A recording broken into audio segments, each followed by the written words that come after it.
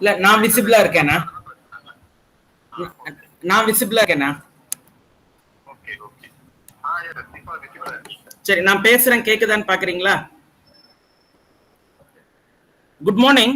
I am Professor Dr. V. Gopal, the principal of the College of Pharmacy and registrar of Mother Teresa Postgraduate and Research Institute of Health Sciences.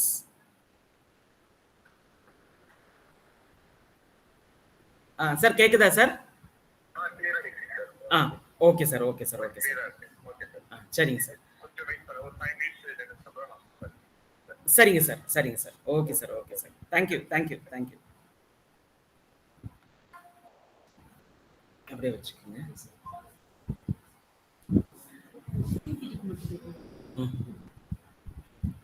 இங்க போயிட்டு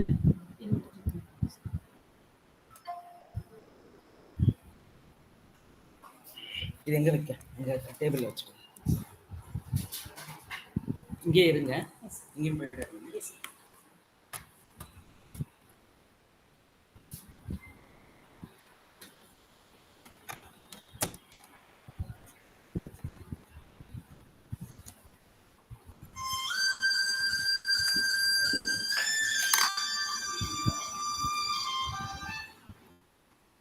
சொல்லுங்கம்மா. Good மார்னிங்மா. சொல்லுங்க. நல்லா இருக்கேன்.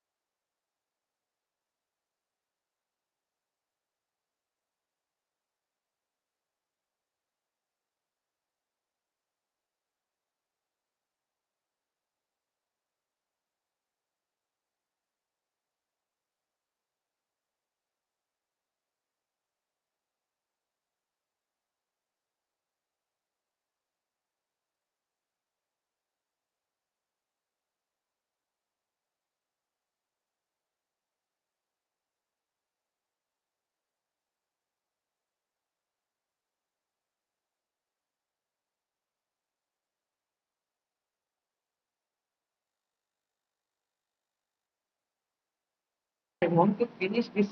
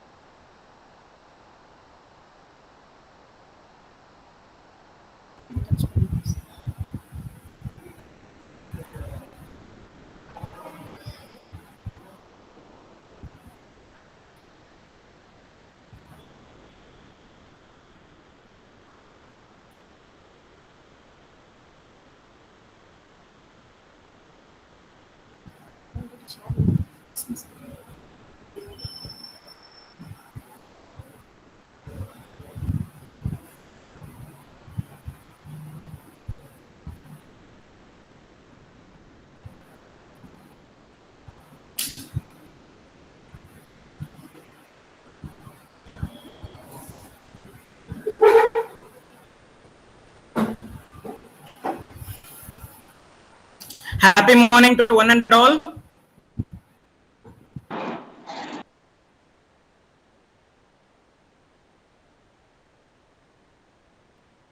Am I audible? Am I visible?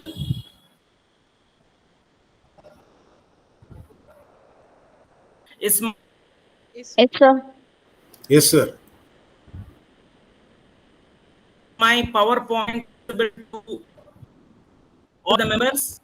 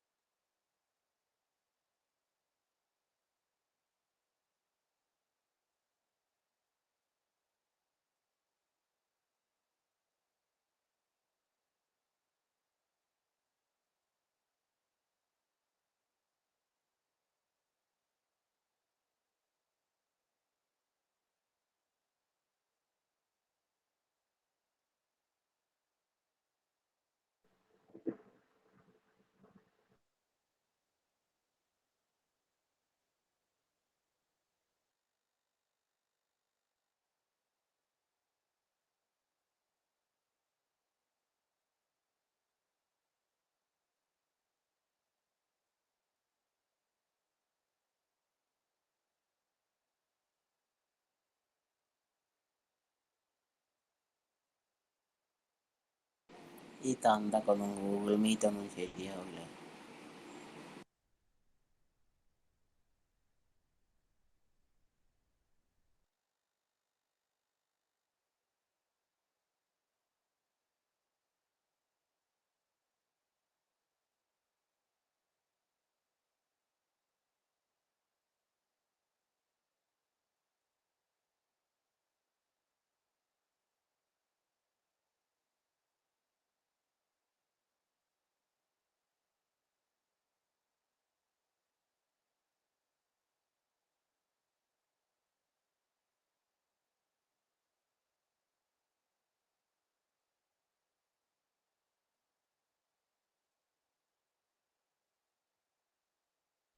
Sir, we can't hear anything.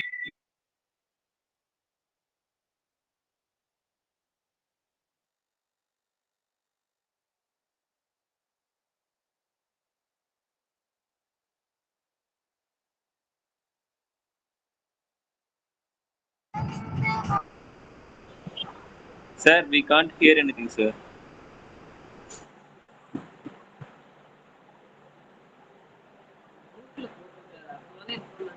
Sir, mute பண்ணிருக்கீங்க நீங்க.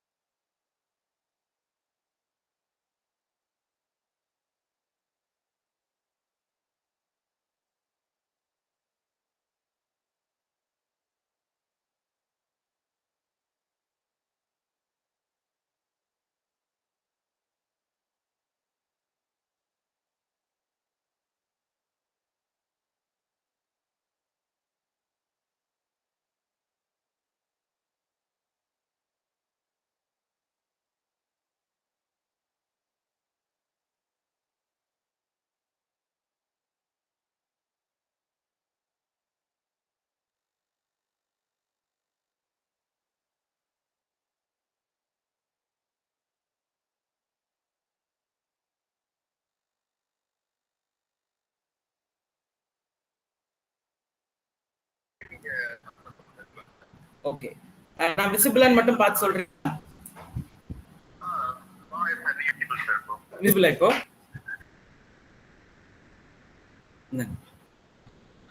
Audible sir, கொஞ்சம் அங்க படுத்துடுங்க. Okay,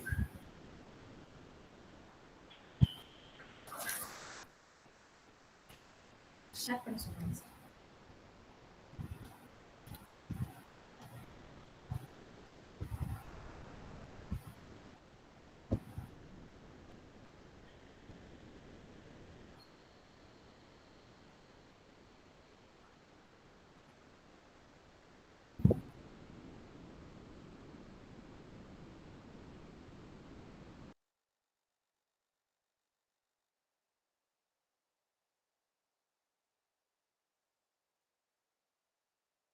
Pondicherry University and the entire Dr. Punita Madam, Sheikh Nijamuddin sir, Nivedita and Mr. Satish, having given the wonderful opportunity of interacting with students of MBA Hospital Management. I welcome all the students for this contact program. This contact program is spread over 15 days. And in this 15 days, we will be refreshing 5 subjects.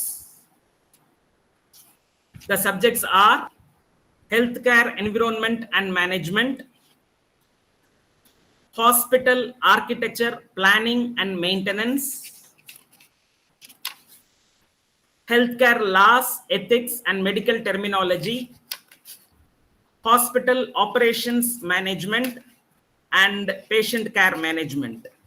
So these 5 subjects will be dealt by 15 faculty members in 15 days. If you take the first paper, that is healthcare environment and management, the objective of this paper is to familiarize with the healthcare environment and to understand the concepts of management with relevance to hospital.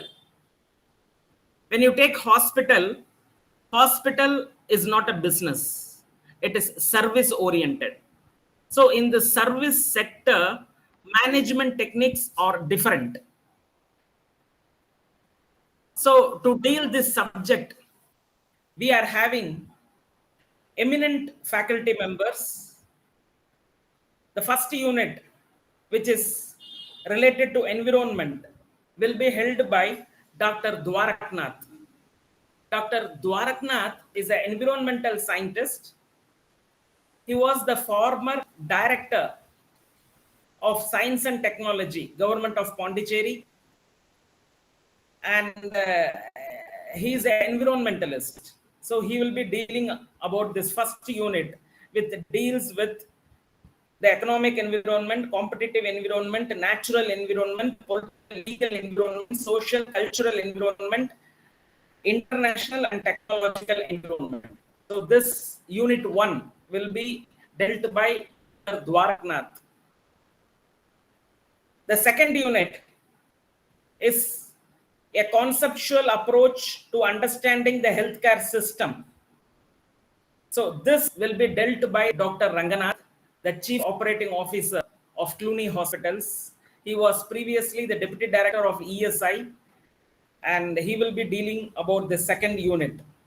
The third unit, overview of the healthcare sector in India, it will be dealt by Dr. Murli. Dr. Murli is the Deputy Director of Public Health. So all the primary health centers, secondary health centers, they all come under his control. He's a very eminent personality in providing healthcare to the people of Pondicherry. Then fourth unit, that is healthcare regulations. It will be dealt by a nephrologist from Government General Hospital Pondicherry, And the fifth unit, epidemiology, will be dealt by an ophthalmologist from Government General Hospital, Kadalur. The second paper, hospital architecture, planning and maintenance, it will be dealt by an architect and a civil engineer. A civil engineering professor from Sri Manakula Vinayagar College of Engineering and a practicing architect from Chennai, Subhatra. They both will be handling this hospital architecture, planning and maintenance. And they will be familiarizing you with the designing and maintenance of the hospital system. We also have a practicing physician who will be dealing about the technical analysis part of this hospital architecture. The third paper, it deals with healthcare laws, ethics, and medical terminology. For that, we have a professor in regulatory affairs. So he's from SRM University, Katangulatur, and he will be dealing about the healthcare laws, and the ethics portion will be dealt by two faculty from JIPMER, Dr. Ramesh, and we have one more faculty, Dr. Anandi. They both will be dealing about the ethics and medical terminological part. The next one is hospital operations management, and for that we have a person who takes part in the management of a hospital, Dr. Arul. So he will be taking care of this hospital operations management. And we have a professor of pharmacy practice, Dr. Williams.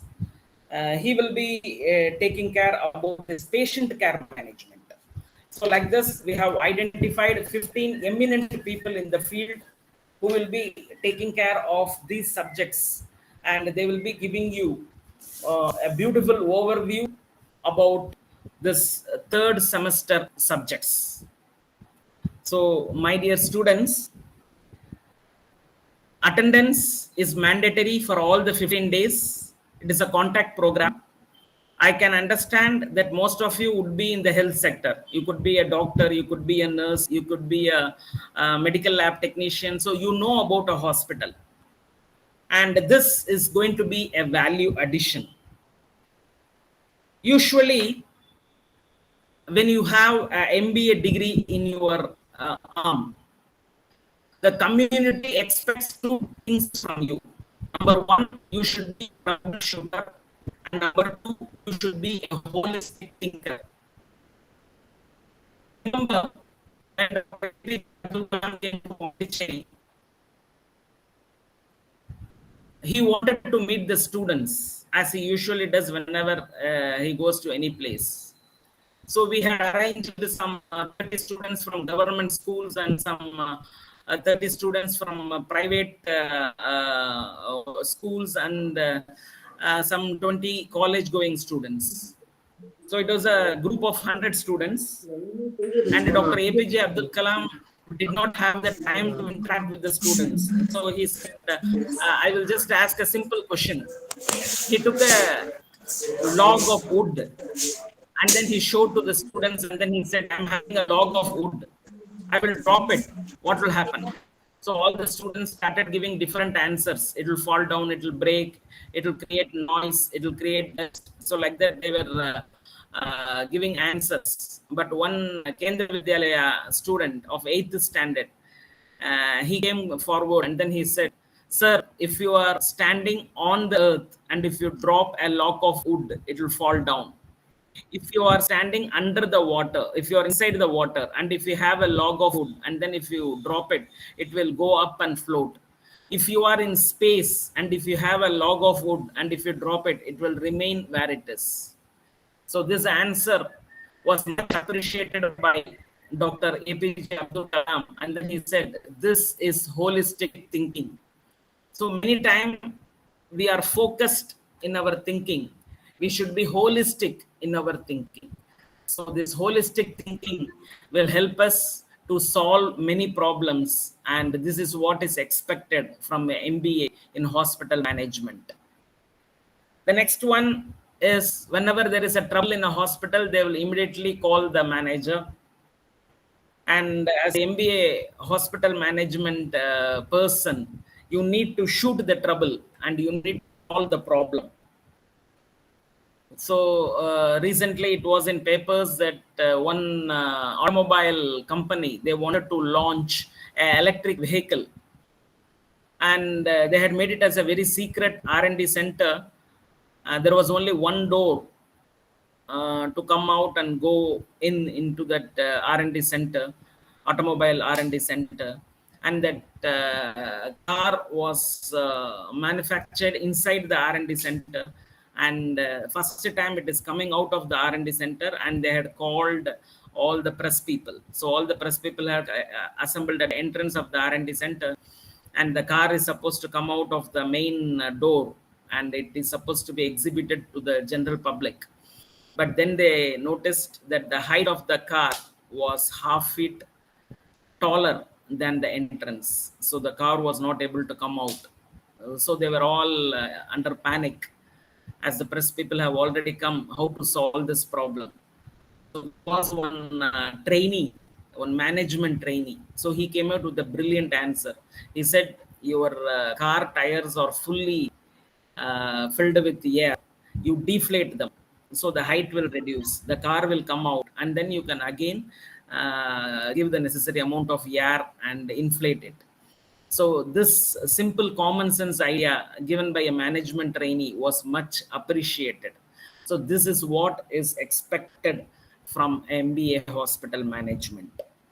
Many times we do not understand the field practical needs, and for that reason we have taken all the what you call eminent faculty who are actually in the field, like Dr. Murali, who is the Deputy Director of Public Health now, and then Dr. Ranganath, Dr. Bharatnath. So all great personalities we have taken, have roped in as our faculty. So make the best use of them. If you have any doubts because of network issues, if you are not able to add it, please put it in the chat box. So all the doubts that you post in the chat box, the resource person will be answering it, or later email clarifying your doubts will also be sent. Many times the situation in the field keeps changing. Hello? So to understand the ground reality, we need to listen to the people who are in the field. And this 15 days of contact program is regarding this aspect. 3 years back, I had an experience while I was in Abu Dhabi. I had been to Abu Dhabi for a conference, and when we entered into Abu Dhabi, the guide was giving an overview about the practices that has to be followed in Abu Dhabi.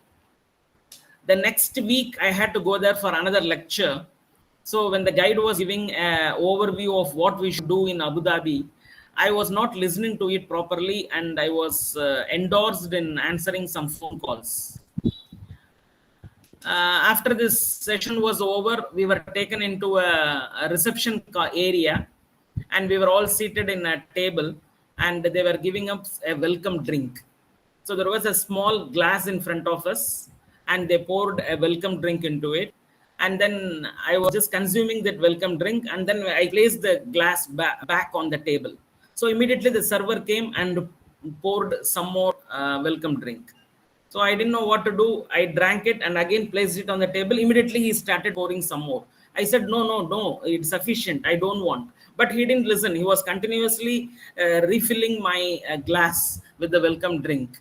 Then the the guide, he came up to me and said, I have already explained to you, if you don't want, you have to shake the glass and then place it on the table. So when you shake the glass and place it on the table, they will not refill it.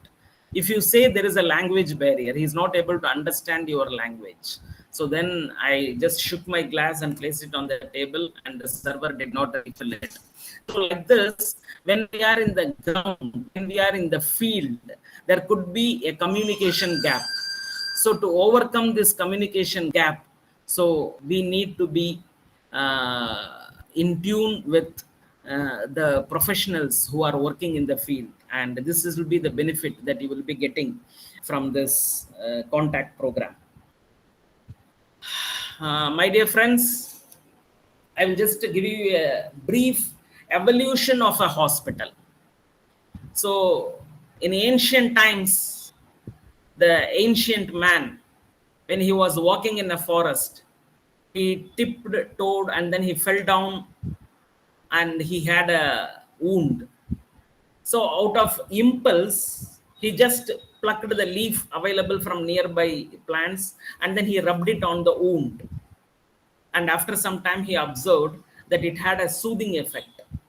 So then he identified that plant as a wound healing agent, as his wound healed. So this is called accidental discovery. There are a lot of theories. There is one more theory called doctrine of signatures. If you take a carrot and then if you cut a carrot, if you look at the cut surface, there will be one center and radiating lines. It will look like the pupil of the eye. So the ancient man thought, if I cut a carrot, it looks like the pupil of the eye. So this carrot could be useful for my eye. And today science has proved that carrot has the precursor of vitamin A. So it could be useful to our eye. So like this, by doctrine of signatures method or by accidental discovery method, the ancient man started discovering medicine. And what all he discovered, he started sharing with the other people. So they need a platform for sharing. And that platform was temple.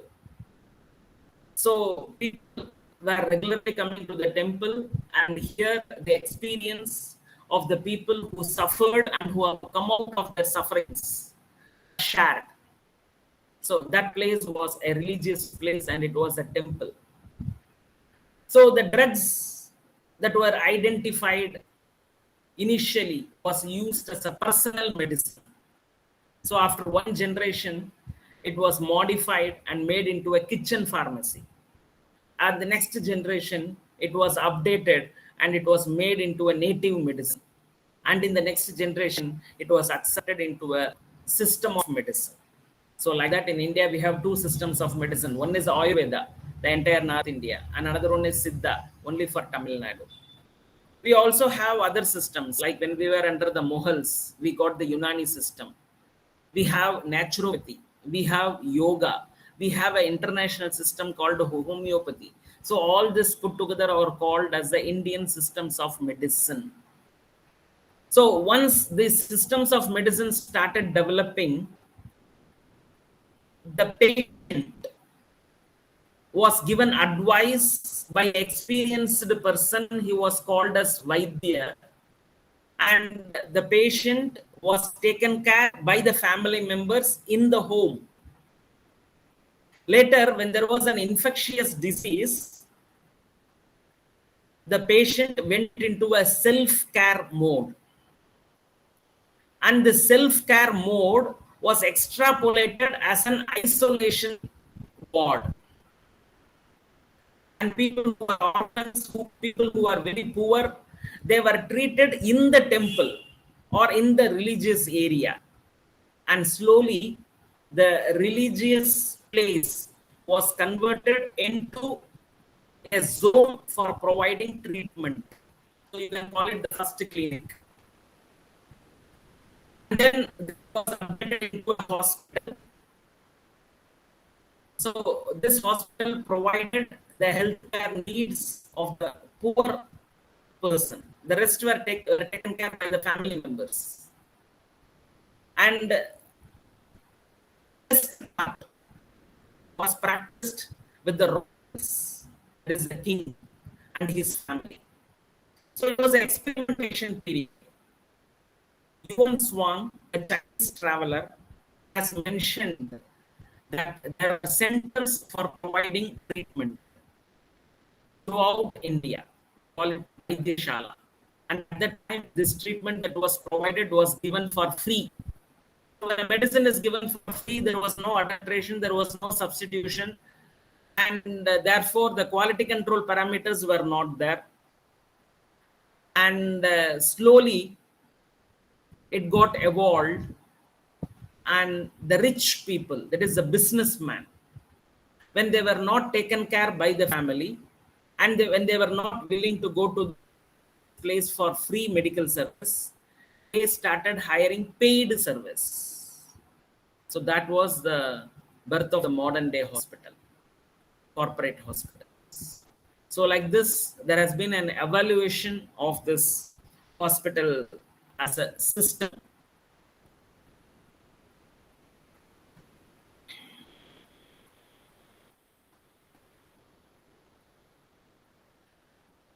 The word hospital comes from Latin word called hospice, signifying a stranger or foreigner or a guest.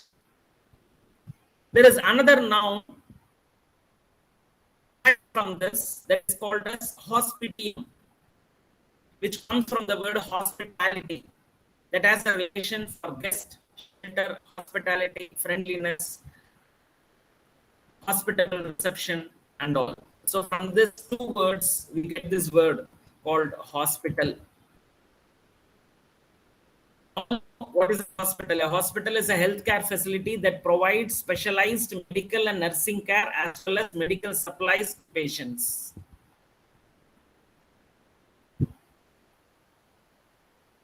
Usually, students, they by heart a definition, and it is anticipated the definition has to be given in ditto.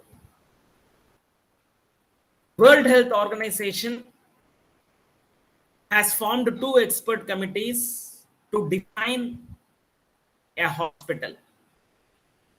And in 1956, the expert committee has defined a hospital as hospital is an essential part of a social and medical organization that can provide the services for the complete healthcare facility, which include both curative and preventive measures. Hospital is also able to provide services to the outpatient. You can just think about this point. The Telugu speakers, they celebrate New Year in the name of Yugadi. On this New Year, they take the flowers of neem and along with pepper, mango, jaggery, they make a decoction. They call it as pachadi. It's called as Yugadi pachadi. And this is consumed in the morning in the empty stomach by the Telugu speakers. So this is a preventive measure. Usually when the Telugu New Year is celebrated, there is a seasonal change. And because of this seasonal change, many people are affected or infected by cold and common flu.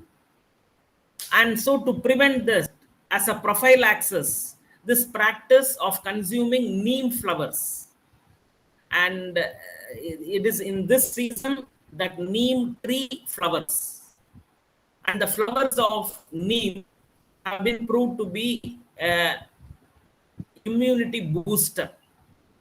So this preventive measure is practiced throughout Telugu speaking areas in Andhra Pradesh and Telangana. So a hospital provides this also. There is another definition of hospital given by World Health Organization Expert Committee 1963. A hospital is a residential establishment which provides short-term, long-term medical care consisting of observational, diagnostic, therapeutic, rehabilitative services for persons suffering or suspected to be suffering from a disease, injury, and for partorians. So, in yesteryears, hospital was meant to cure. The objective of a hospital was to cure. But today, as the disease has evolved into various forms, cure is difficult. Rather, the disease is being managed. I can give you an example. Take, for example, diabetes mellitus. In yesteryears, it was considered that diabetes can be cured, hypertension can be cured. But now, it is like once you are a diabetic, throughout the life, you have to take this medicine and manage diabetes. Once you are hypertensive, throughout your life, you have to take this tablet and manage hypertension. So here there is a evolvement from cure to management. In yesteryears,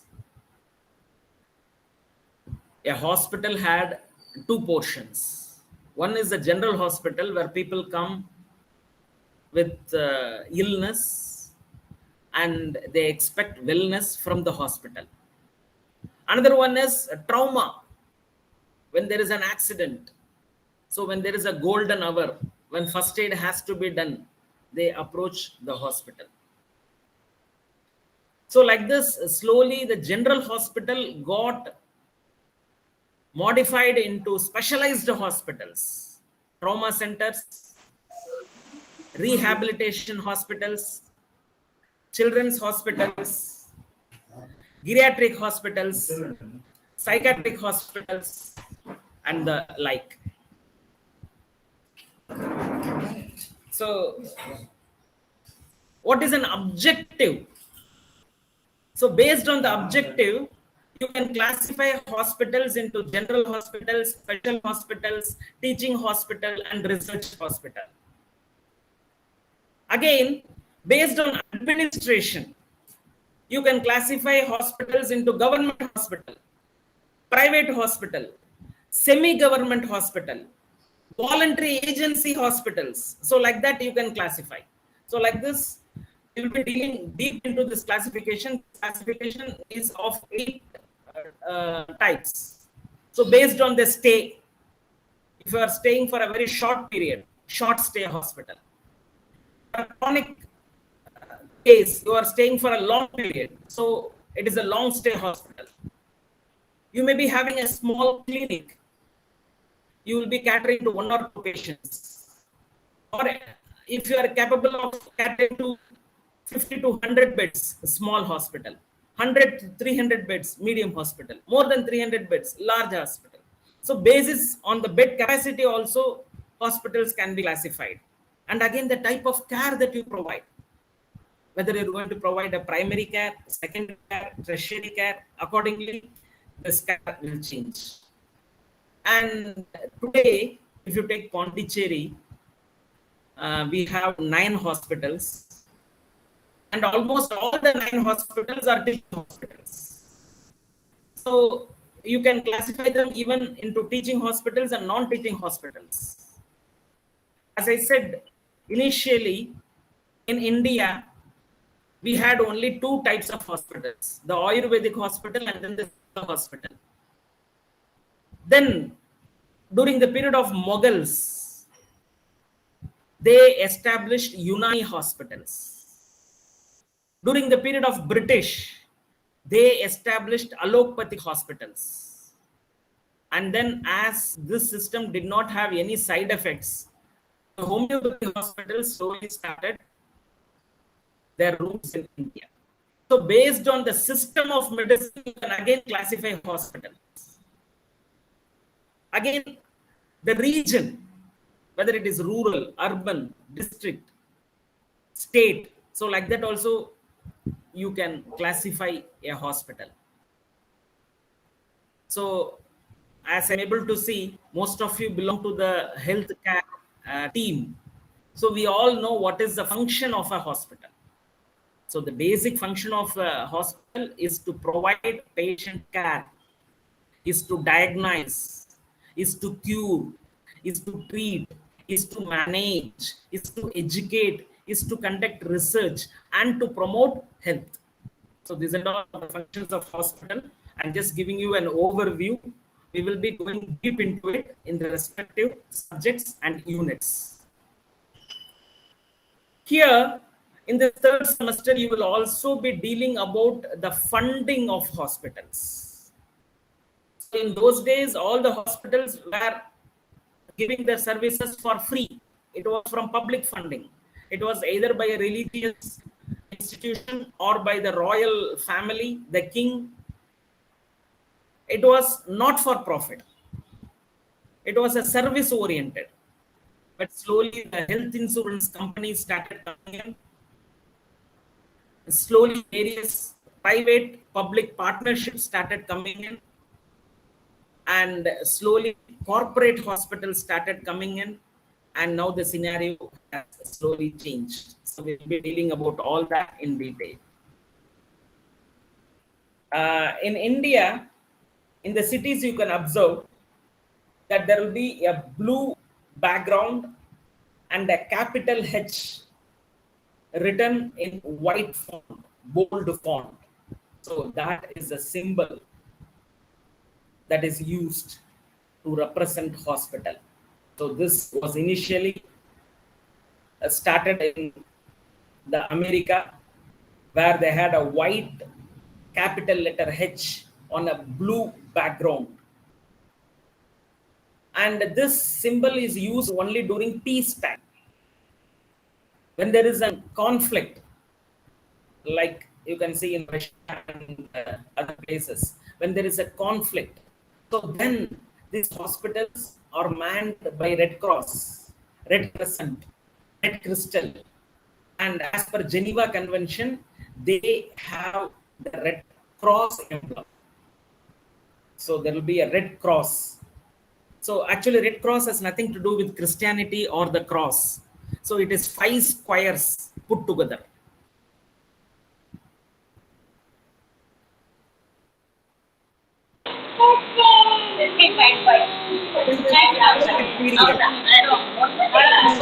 Virtual hospitals, and especially virtual hospitals were very popular in British. The patients were managed at their home by online monitoring system. The oxygen levels, the oxygen saturation, everything was monitored over phone. The Hertfordshire Hospital, it was managing on an average 1,200 patients at their residence between March and June 2020. So this is a revolution with respect to the care provided by a hospital. There is another one hospital, Mercy Care NHS Foundation Trust. They were monitoring 5,000 patients a day, and all the patients were in their residence, and their health was monitored by the hospital. So like this, virtual hospitals have come into being, and they will exist throughout. And in future, we are anticipating more such virtual hospitals to occupy the mainstream. There are many people who have contributed to this modern day hospital and its management. I would like to pay my pranams to Madam Florence Nightingale, who pioneered the modern profession of nursing during the Crimean War, when she set an example of compassion, commitment to patient care, diligent and thoughtful hospital administration. So her documentation about hospital administration is even today used in our MBA hospital management syllabus and notes. The first official nurses training program was given by Nightingale School for Nurses, opened in 1860, with the mission of training nurses to work in hospitals, to work for the poor, and to also teach this method with inputs updated to the next generation of nurses. Florence Nightingale was instrumental in reforming the nature of the hospital by improving sanitation standards and changing the image of the hospital from a place where the sick would go to die to an institution devoted for reparation and healing. She also emphasized the importance of statistical measurement for determining the success rate of a given intervention and pushed for administrative reforms at hospitals. So the contributions of Florence Nightingale are immense, and we have great people who have contributed like this throughout. In India, in Punjab, we have a male nurse, the first male nurse of India. He's called as Bal Kannaiah. So during the war between the Sikh and the British, the Sikh and the Mughals, so his method of serving the wounded at the war was greatly appreciated. He was also a great pharmacist. He has formulated a number of wound healing preparations, including ointments, lotions, which are even today used in Punjab. By the late 19th and 20th century, advancements such as the use of anesthesia, sterile techniques, had made surgery less risky, and the availability of more advanced diagnostic devices such as X-rays continued to make hospitals a more attractive option for treatment. Modern hospitals measure various efficiency metrics such as occupancy rate, the average length of stay, time to serve, patient satisfaction, physician performance, patient readmission rate, inpatient mortality rate, case mix index. So like this, there are number of quality parameters that are now used in hospitals.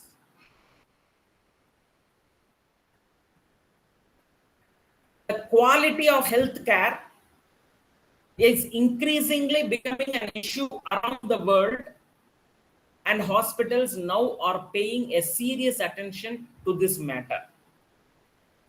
Throughout the world, we have this process of accreditation. International healthcare accreditation by groups such as Accreditation Canada from Canada, Joint Commission from the America, Trent Accreditation Scheme from Great Britain, and HAS from France. In England, hospitals are monitored by the Care Quality Commission. 2 years back, the food provided in the hospitals, they were quality monitored. In the year 2019, in one hospital, many patients died because of a spoiled pre-packed sandwich that was served to the inpatients. From that incident onwards, the World Health Organization has started concentrating on the hospital food standards also. The next part is hospital errors.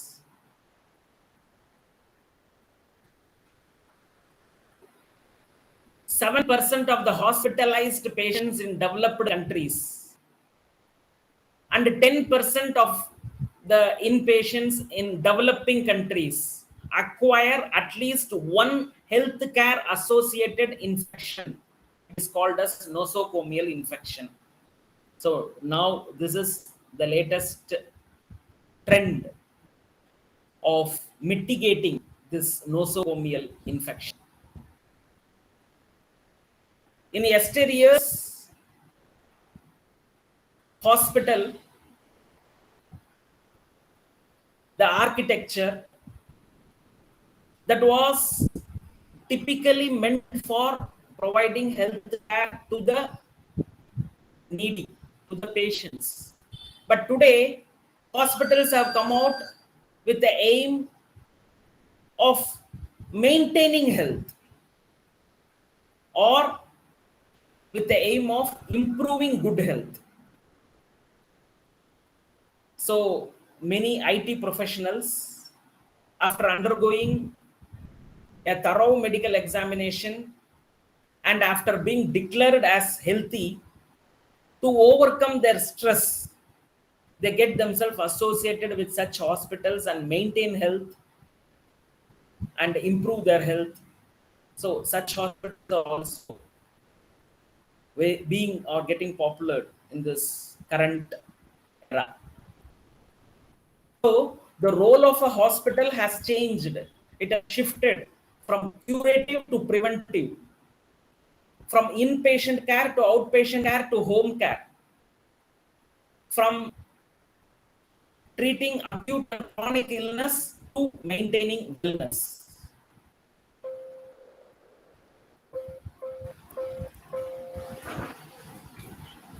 So, with this brief introduction, I once again welcome you all to this 15-day long contact program.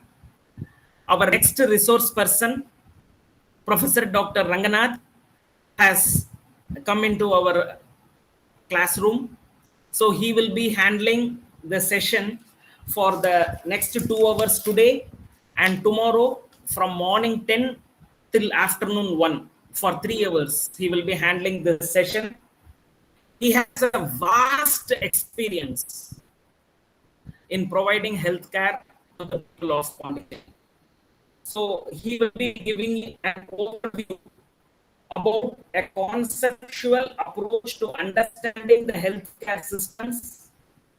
He will deal in detail about the evolution, the institutional setting, the outpatient services, medical services, surgical services, operating departments, pediatric services, dental services, psychiatric services, casualty and emergency services, hospital laboratory services, anesthesia services, OPG services, neuro services, and neurological services.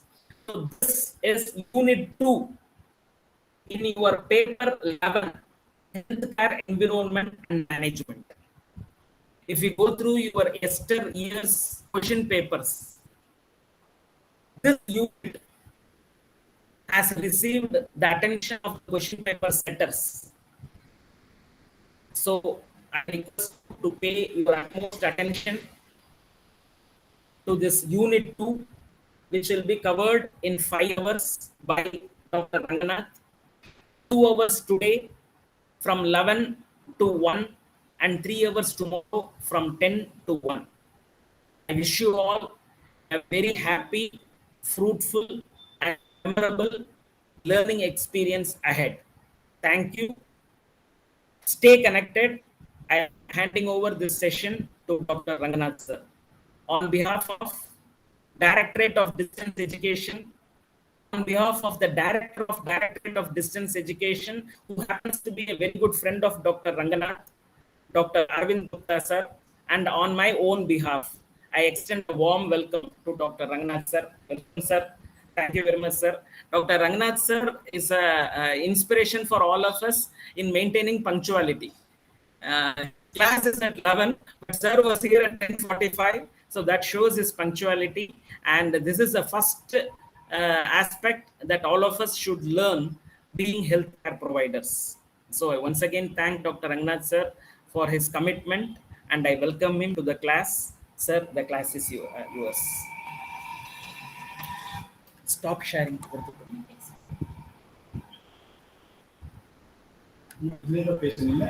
இல்ல sir அப்படியே இதுல பேசலாம் அது கொஞ்சம் பார்த்துக்கணும் இல்லை sir okay அது okay mute பண்றேம்மா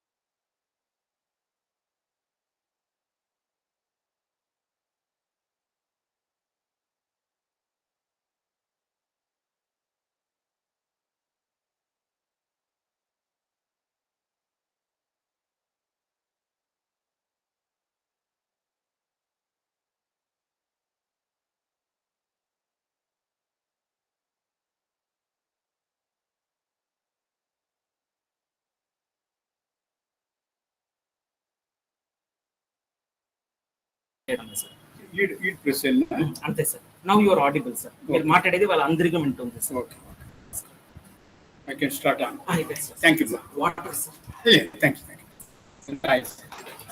coffee చెప్పండి sir. No, thank you. Just ఇంతకు వస్తే మా స్టూడెంట్స్ ప్రాబ్లమ్ అండ్ టీచర్స్ అంతా కొట్టుకుని పోయి రావడే. స్లోగా మాట్లాడచ్చు కదా సార్. సార్ నిదానంగా మాట్లాడచ్చు sir. Your own time. Okay okay ఇదేనమ్మా. Charge okay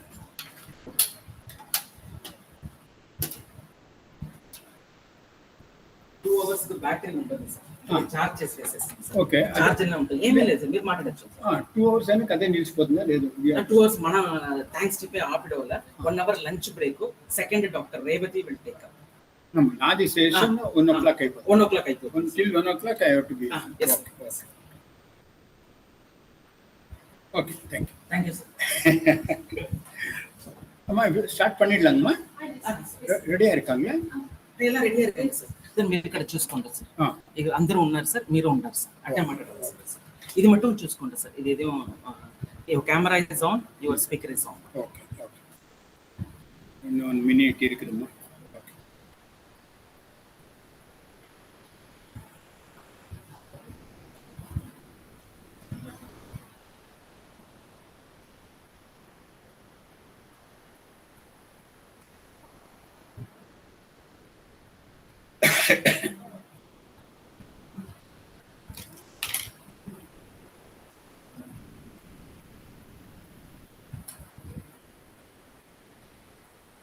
Good morning, everybody. Thank you very much for giving me this opportunity. So I've been teaching nursing colleges and medical college.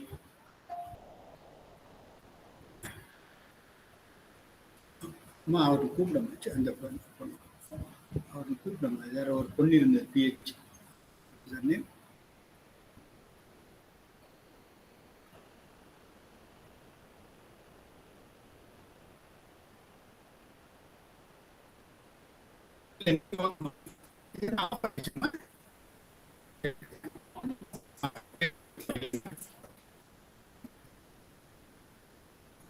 So I've been teaching both nurses and it's life is simple and you have to make it more simple. This setup is very vast, but stuff healthcare is healthcare. Health for all. WHO team. It is for and their class. And we always think it is for poor and lower class, but that is where the problem arises in the beginning of the because Dr. Gopal has detailed everything. I don't want to go into that area. It is the target. There are so many of healthcare system. One among them. So you are not audible, sir. Ma.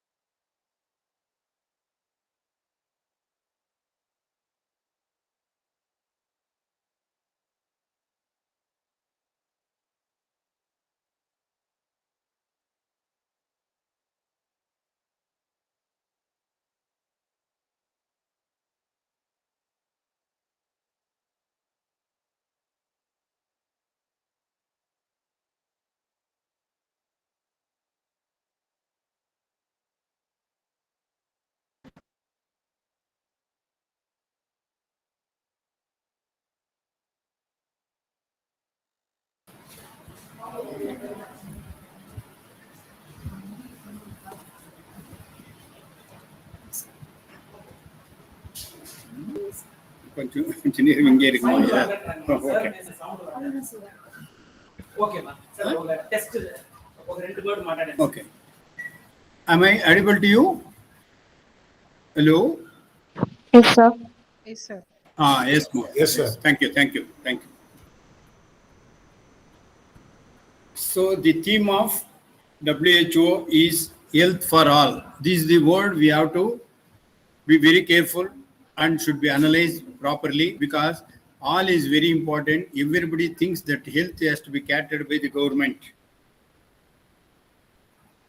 In India, we have got varieties of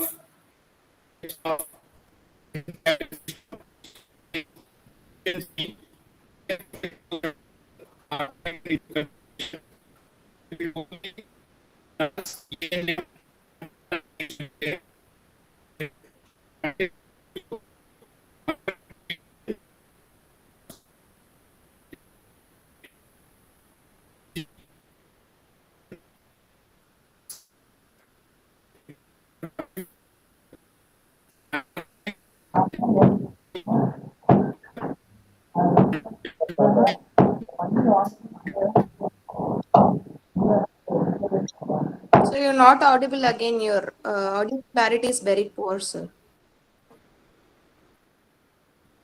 clarity in that.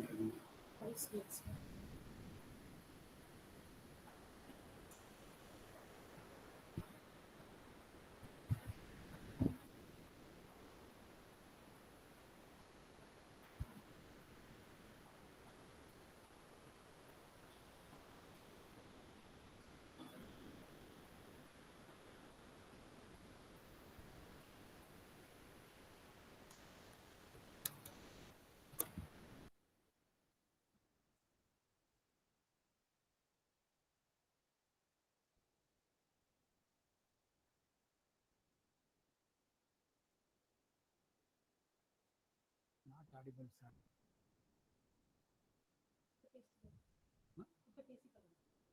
Hello? Can you hear me, please?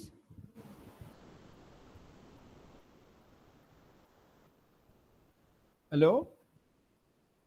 Yes. Yes, sir. Yes, sir. Thank you. Thank you. So the basics of healthcare system, we have to understand that is most important.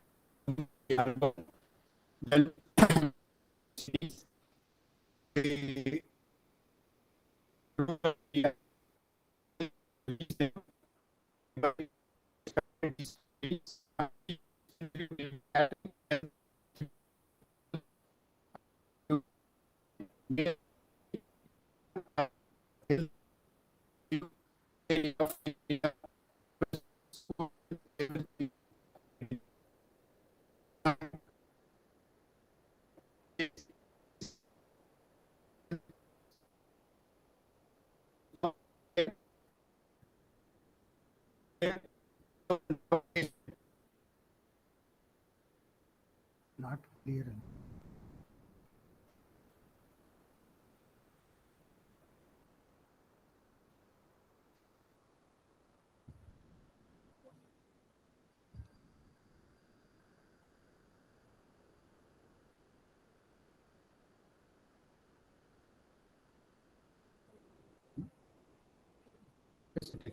Okay. Then there is CSC, Community Health Center, where the health is catered for 1.5 lakhs people. There, especially their lab given, including obstetrics, gynecology, and few other specializations like medical, surgical, and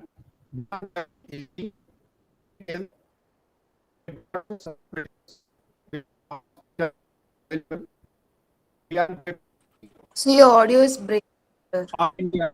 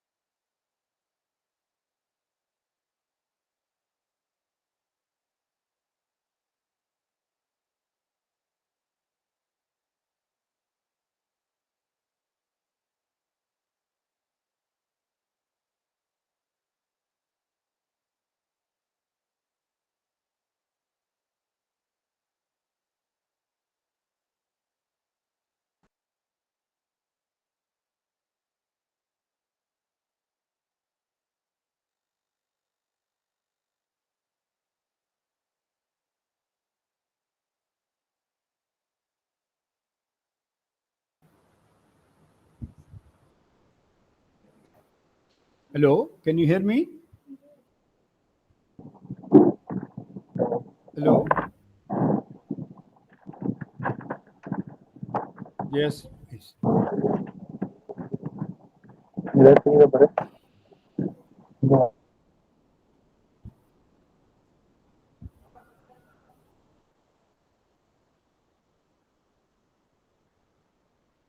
Shall I continue?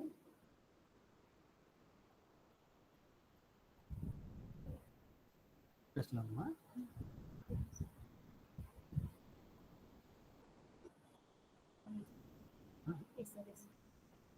Yes, sir. Thank you. So in CHC, the very recent concept where at district headquarters, they will have the CHCs. In Pondicherry, there are only two CHCs in Pondicherry region. One is in Manadipet, another is Karikalambakkam, and another is in Mahe. So the concept of the CSC is that people need not have to come to town, cities to get their health needs. So the operation theatre is set up and a trained nurse is given to man the operation theatre and surgical instruments are given. So most of the minor surgery like hernia, appendectomy, hydrocele is and hemorrhoidectomy is done there. And by that, we have reduced the load on general hospital in the cities and surgeon is posted, physician is there, anesthetist is there, and they will take care of their specialized areas and most of the minor ailments are treated there. So above that, it is a district headquarters hospital where all specialties, including medical, surgical, ortho, gynec, pediatrics, psychiatry, all the departments are there in small scale, and they need not have to come to the city, and all the major operations are done there, and it is manned by a medical superintendent, and there will be 200 to 250 bedded hospital, and for other things they come to metropolitan city for specialties and super specialties especially nephrology, urology, and then cosmetic surgery and dental surgery. Those things are done there. It is a brief introduction to the health system. Afterwards we can go in details about all those things. And apart from that, the India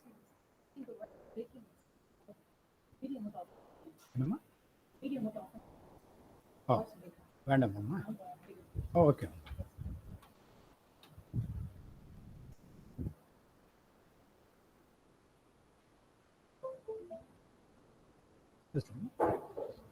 So there is little disturbance here also. We are coping with that.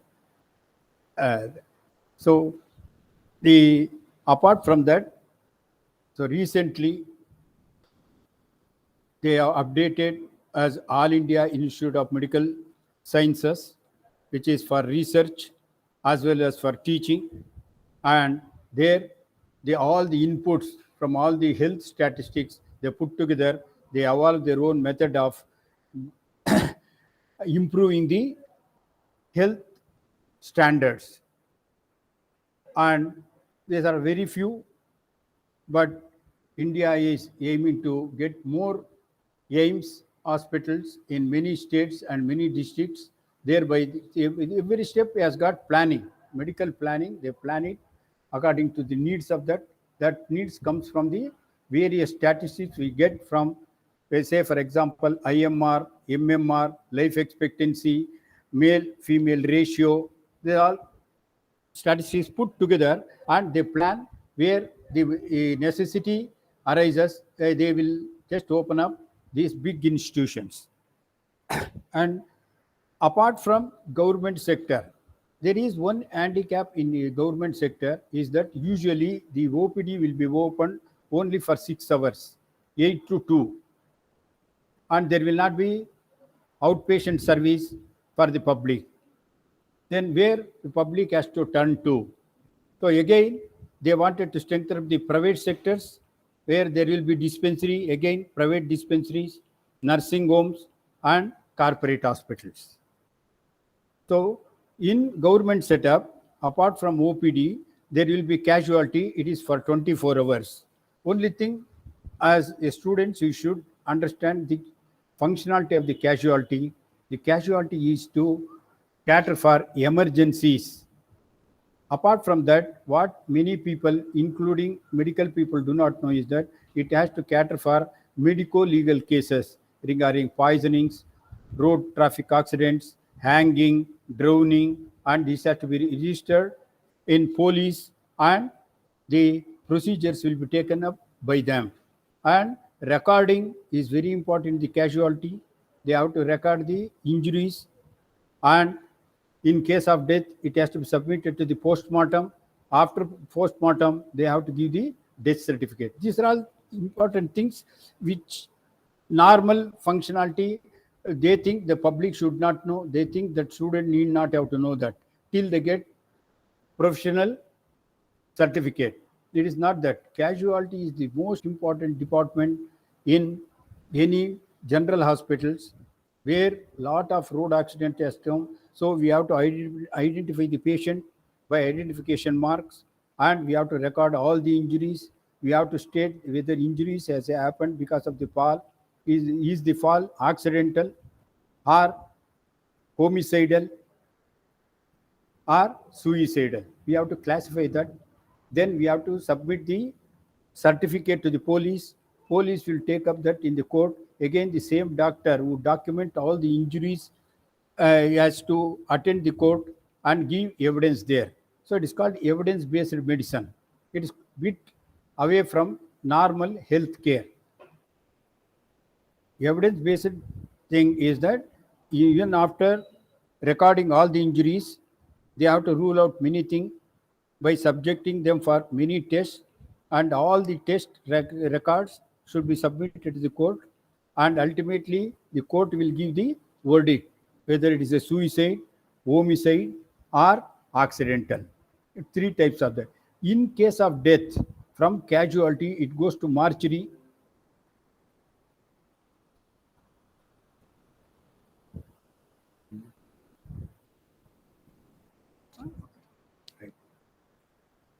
Then the certificate will be given to the court.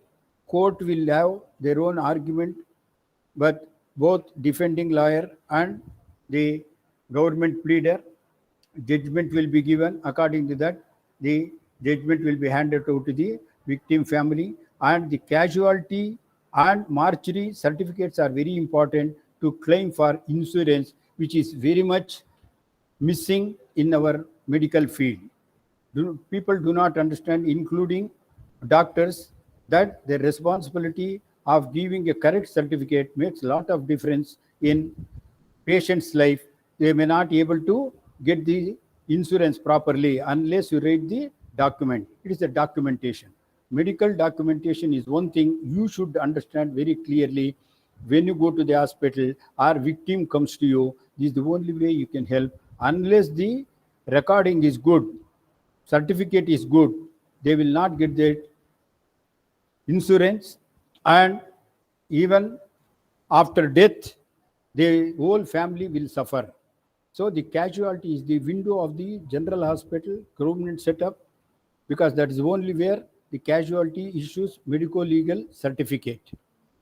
And beyond that, casualty will also attend the emergencies, and they say that emergency, which department it has to go, and that department they write and refer to them after doing preliminary examination there and preliminary investigation like X-ray, ECG, and refer to particular department where specialist will come into picture, and he will decide whether the patient has to be admitted or it can be treated as outpatient.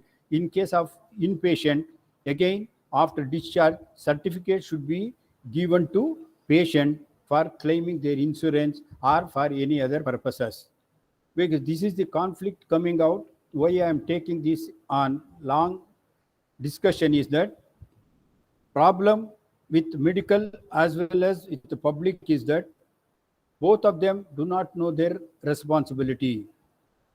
If they don't record properly, they don't issue proper certificate, so further proceedings cannot be taken. Thereby, we insist that you should know about medico-legal aspect and the functionality of the casualty. Apart from medico-legal cases, road traffic accidents, suicides, drowning, we have to attend the emergencies, and emergencies being anything which they cannot get it during OPD time, and again due to lack of knowledge among medicals and paramedicals. More than that, it is very important that being students, we should know once the patient comes to the casualty, we have to identify them. That is the most important thing. It is not the name, it is not the age, it is not the sex, it is not the address, it is not the phone number. Most important thing in casualty is that you have to identify the person by identification mark. It may be a black mole, it may be scar, it may be keloid, or it may be tattoo, or less. The future is that every patient who attends the casualty and a potential person to be get admitted, photograph has to be taken. Say photograph has to be taken in ward, and in case of death, these photographs alone should be identified in the code, because that is what lacking is taking place. In case of poisoning, the proof for the poisoning is that they give stomach wash, and that fluid has to be collected and is to be sent to public analysis, and public analysis alone will give the percentage of alcohol or poison, and on basis of that the case will be taken. If that stomach wash is wasted, not collected properly, not documented properly, it will come in the way of legal procedure. All small things, but very important things. We always consider that clinical diagnosis is more than enough. But in medical today, it is all evidence-based. If you diagnose a disease, you must have a evidence. How do you say this is the case? You have got ultrasound, you have got X-ray, you have got CT scan, you have got MRI, you have to prove it. Right? That we will deal with when we come to lab. But in all aspects, whether it is a dispensary, because poisons, hanging, drowning, these cases will come to dispensary. There we have to tell the functionality of the ANM, nurse, pharmacist, and medical doctor, what are their responsibility. Otherwise, we will miss everything, and health will be only at horizontal level, only in general hospital. It will not be there in the dispensary, PSC, CSC. This is what is missing. This is what you children have to take up tomorrow in the research. What is happening? What is the missing step in the health catering system? So in the top, we have got the best doctors. But in basics, we have got a very medical team. That is why it is a delayed diagnosis, delayed referral, delayed treatment is the biggest problem in India. All the diseases under the sky, we have got treatment. But missing point is there. Usually, we diagnose very late. We diagnose after diagnosis, referral is very late. And in after referral, if they come to the proper center, the institution of the treatment is delayed. The delay can be completely eliminated, eradicated, controlled only by knowledge. This knowledge only comes by the forensic medicine. There is a very important object of this. This forensic nursing is evidence-based nursing and medical, and thereby now we have taken up in a war footing that we have to educate nurses, pharmacists, and basic healthcare workers. A vertical system, doctor is there, pharmacist is there, nurse is there, and group D is there. Again, I will come back to the same point. Only doctor is educated. So below that, nurse who takes care of the patient 23 hours and 58 minutes, the knowledge is missing with them. Therefore, now nursing education is most important because they are the people before doctor comes, after doctor goes away from the round, they have to know the subject very well. So nursing school education, nursing college education, and paramedical education is most important. It is in India still we are at horizontal plane. Only topmost people know everything. Instead of they teaching the paramedical workers, they become fault finders. That's where the education is collapsing in a medical field. All the 6 people in medical team should be well educated. Their functionality should be well defined. What is the functionality of the nurse when a patient comes? What is the functionality of the pharmacist when prescription comes? What is the functionality of the lab technician when he sees something abnormal in the result? What is that he has to disseminate to the patient? What is the functionality of the ANM who is conducting delivery at their doorsteps in dispensary? She is the doctor. Once she wears the apron, she should know many things. So that education is not distilled down to the ground level. That is where it's missing. That is where we have to strengthen up. We have taken, and now we have got about 14 nursing colleges in Pondicherry region itself. People will ask, what will they get? How will they get a job? It is not government job orientation. It is an education. They will develop themselves. There is a ratio between patient and nurse in Madhya Pradesh, Orissa, and other things. For nearly 5,000 people, only one nurse is there. For 2,000 patients, only one doctor is there. In other countries, it is 5 people, one doctor, 10 people, one doctor. The ratio you should also understand. So the basic thing in casualty is that early diagnosis, early referral, and early treatment. This eliminates major morbidity and mortality in the community. And the casualty medical officers and casualty nursing staff should be taught, and there should be, please remember, this is very important for you, there should be CME, continuous medical education. Every year things are changing. By 1 year you will become outdated. You have to attend the conferences, update your knowledge. Same with nurses, it is called CNE, continuous nursing education. They have to get the points, they have to submit it to the council and update their license. So that is what is solely it is coming into India. It is a new thing, and I have been doing this job CME for last 17 years, CNE also every first Sunday and third Sunday for nurses and fourth Sunday for pharmacists. This has to be continuous one. This cannot be taken up by the government. So once government appoint you as a professional, they assume that you are updated yourself. But by 1 year, you are already outdated. What you said 1 year ago, it is outdated. That drug is not the outdated drug. You cannot use it. Same with medical knowledge also.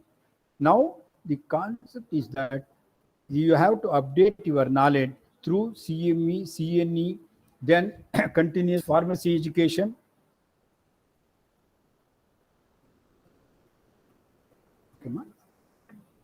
Sorry, continuous education must be there. This is what is important. Once you get your degree, get your job, you think that you have become a professional. You are a professional, but updating is very important in medical, and that has to be done every year. And their CME programs, CNE programs are conducted everywhere. Only you have to walk to your knowledge and pay little more money to get updated. It is not internet knowledge alone is important. Internal knowledge is a basic knowledge. How one symptom has developed into another symptom. That is what is called pathogenesis. Remember this word. This is pathogenesis, means how disease has developed. If you don't know that, you will only know the symptoms, why the symptom has come, why he has developed chest pain, why he developed a cough, why he developed that sputum. You will not be knowing. That pathogenesis is the one thing you must ask and get the information. It is not clinical features. Clinic means bedside. Bedside is that in all these entities, PSC, CSC, we ask what is the problem. He says fever, chest pain, cough, sputum. These are symptoms given by the patient. So in your examination, you have to observe, then you have to palpate, percuss, auscultate, put your findings, symptoms and signs together is called clinical diagnosis. Clinic means bedside. You have not used any lab assistance here. So that is what India is famous. Indian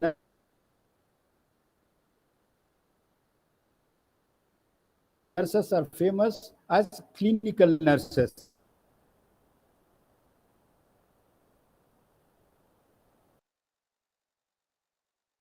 In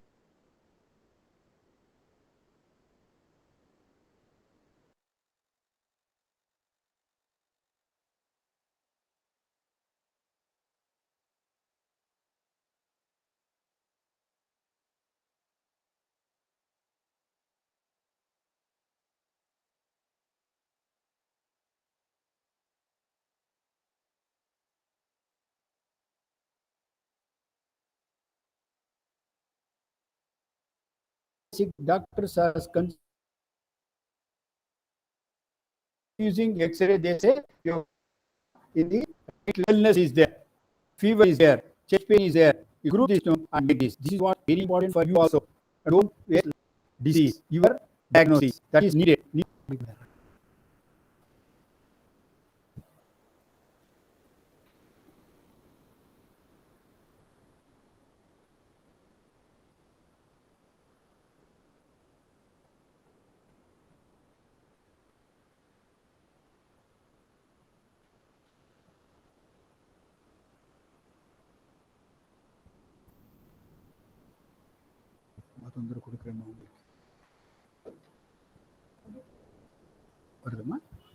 Audible, sir. Okay.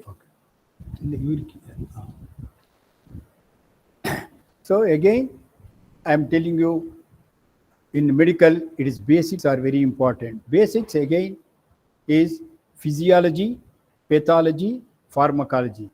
3 P's for medical field. Physiology will give you the functioning of the body. This is the range. Say, for example, usually when somebody is asked what is the normal BP, everybody says normal BP is 120/80. This is average. How they come to this average?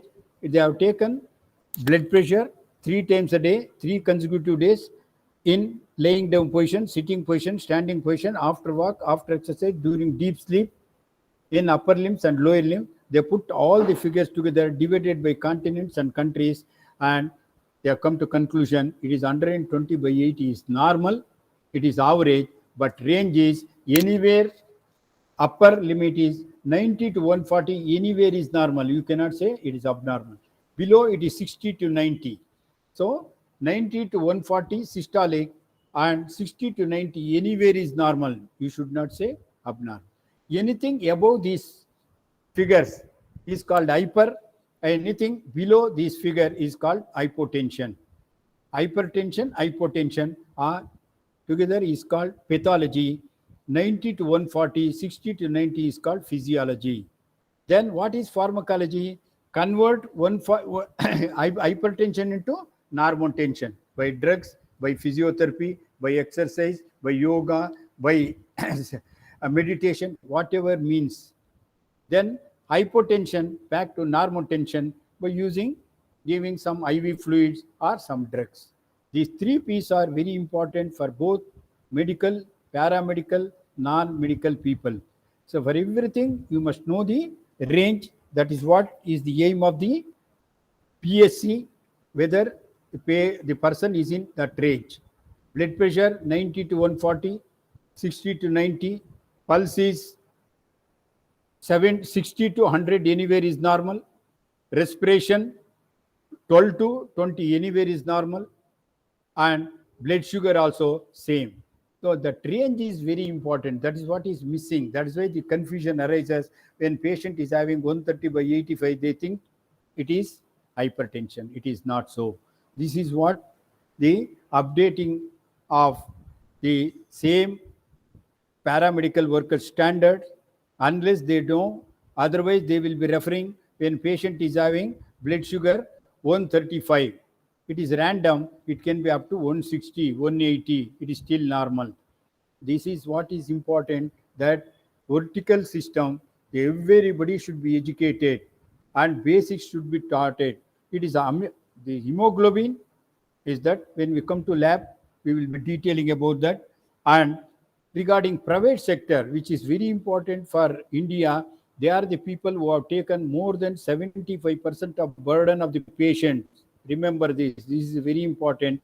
These private sectors, as Dr. Professor Gopal was telling you today, it has to be supported by the government. These private sectors, nursing homes, corporate hospitals, which are catering the patient, you have got under insurance, middle and upper class people who cannot come to general hospital, stand in the common queue and stand for their drugs and other things. They are taxpayers. They have got every right to get their health as quickly as possible, right? And that system where there is a nursing homes and corporate hospital, that has to be strengthened by the government, only tightening up. They have to be updated. They have to produce the results properly for statistical purposes. What is the commonest disease in this region? What is the morbidity? What is the mortality? And where the intervention has to be taken place.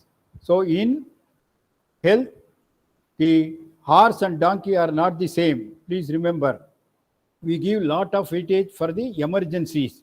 Elective cases we take later. We will make them stronger for the operation and do it. But emergencies, we have to be very fast in diagnosis and instituting the treatment. Thereby, we have to make out in the primary care system itself, identify which can be treated, should be referred, where to refer. So for example, let us be practical. Rest of things are there, internet. You children will know more than me. If a poison case comes to the primary health center, if the patient is conscious, okay, you can give stomach wash and we can send them home. If the patient is carried unconscious stage, we have to give some drugs to neutralize the circulating poison. If the patient is in coma, it has to be referred to the highest centers in the nearest place where they have to be put on dialysis. If you do not know these three things, you will be unnecessarily delaying the treatment there and unnecessarily referring the cases which can be treated at PSA. This is truly happening in India still now, even after 75 years of independence. Thereby, again, I repeat, everybody who is connected to the medical should know the basics. And when in coma, if the patient is referred to GH, the GH, when they get into casualty, they have to stand in the long queue. By the time they reach the doctor, it will be too late. So when you are referring, you have to refer, it is to refer to nephrology department for dialysis. Within 20 minutes, dialysis is done. That girl who has taken poison gets up, take her breakfast and go home. If 2 hours is elapsed, we will return our dead body to the home. This is the difference. This is the difference between the care system here and primary care system. We have to strengthen their knowledge. That is very important. Otherwise, there will be always delayed reference. So this is only example I have given. If there is no pulse, heartbeats are very feeble, these poison patients should be referred to cardiology department, where they put pacemaker. In 7 minutes, patient will get up and have their breakfast and go back home. It is 3 hours delay, patient dies. So everything is available. The only thing missing is where to refer, when to refer, how to refer. This is what is casualty and emergency people are doing. They will be round the clock and they will take all the cases, and fracture delayed is called denied. And again, coming back to casualty, documentation is very important. When you start documenting any medical record, please remember you have to put date, month, year, and time of taking the history. when you start giving the treatment, see again, date, month, year, time has to be written. The time between recording and instituting the first symptomatic treatment, if it is more than 40 minutes, it is delayed, it is punishable act in the court. No record should go without date, month, year, and time. Every day, when you see the patient, again, date, month, year, and time has to be, prognosis has to be written. Prognosis is that he was admitted for diarrhea 5 times. What is the number of diarrhea today? State of dehydration. So this is called prognosis. It is not end of admitting. It is beginning of admission. Everything should be in line. Everything should be in place. Every day prognosis has to be written. If you don't write prognosis, next day patient dies, you are liable for prosecution. Again, date, month, year, and time has to put. All the parameters has to be written, and you have to state prognosis, whether it is good to better, better to best, good to bad, bad to worst. And if it is bad, then you have to revise the diagnosis. If diagnosis is right, treatment has to be changed. If treatment is good, dose has to be changed. Dose is correct, it is timings has to be right.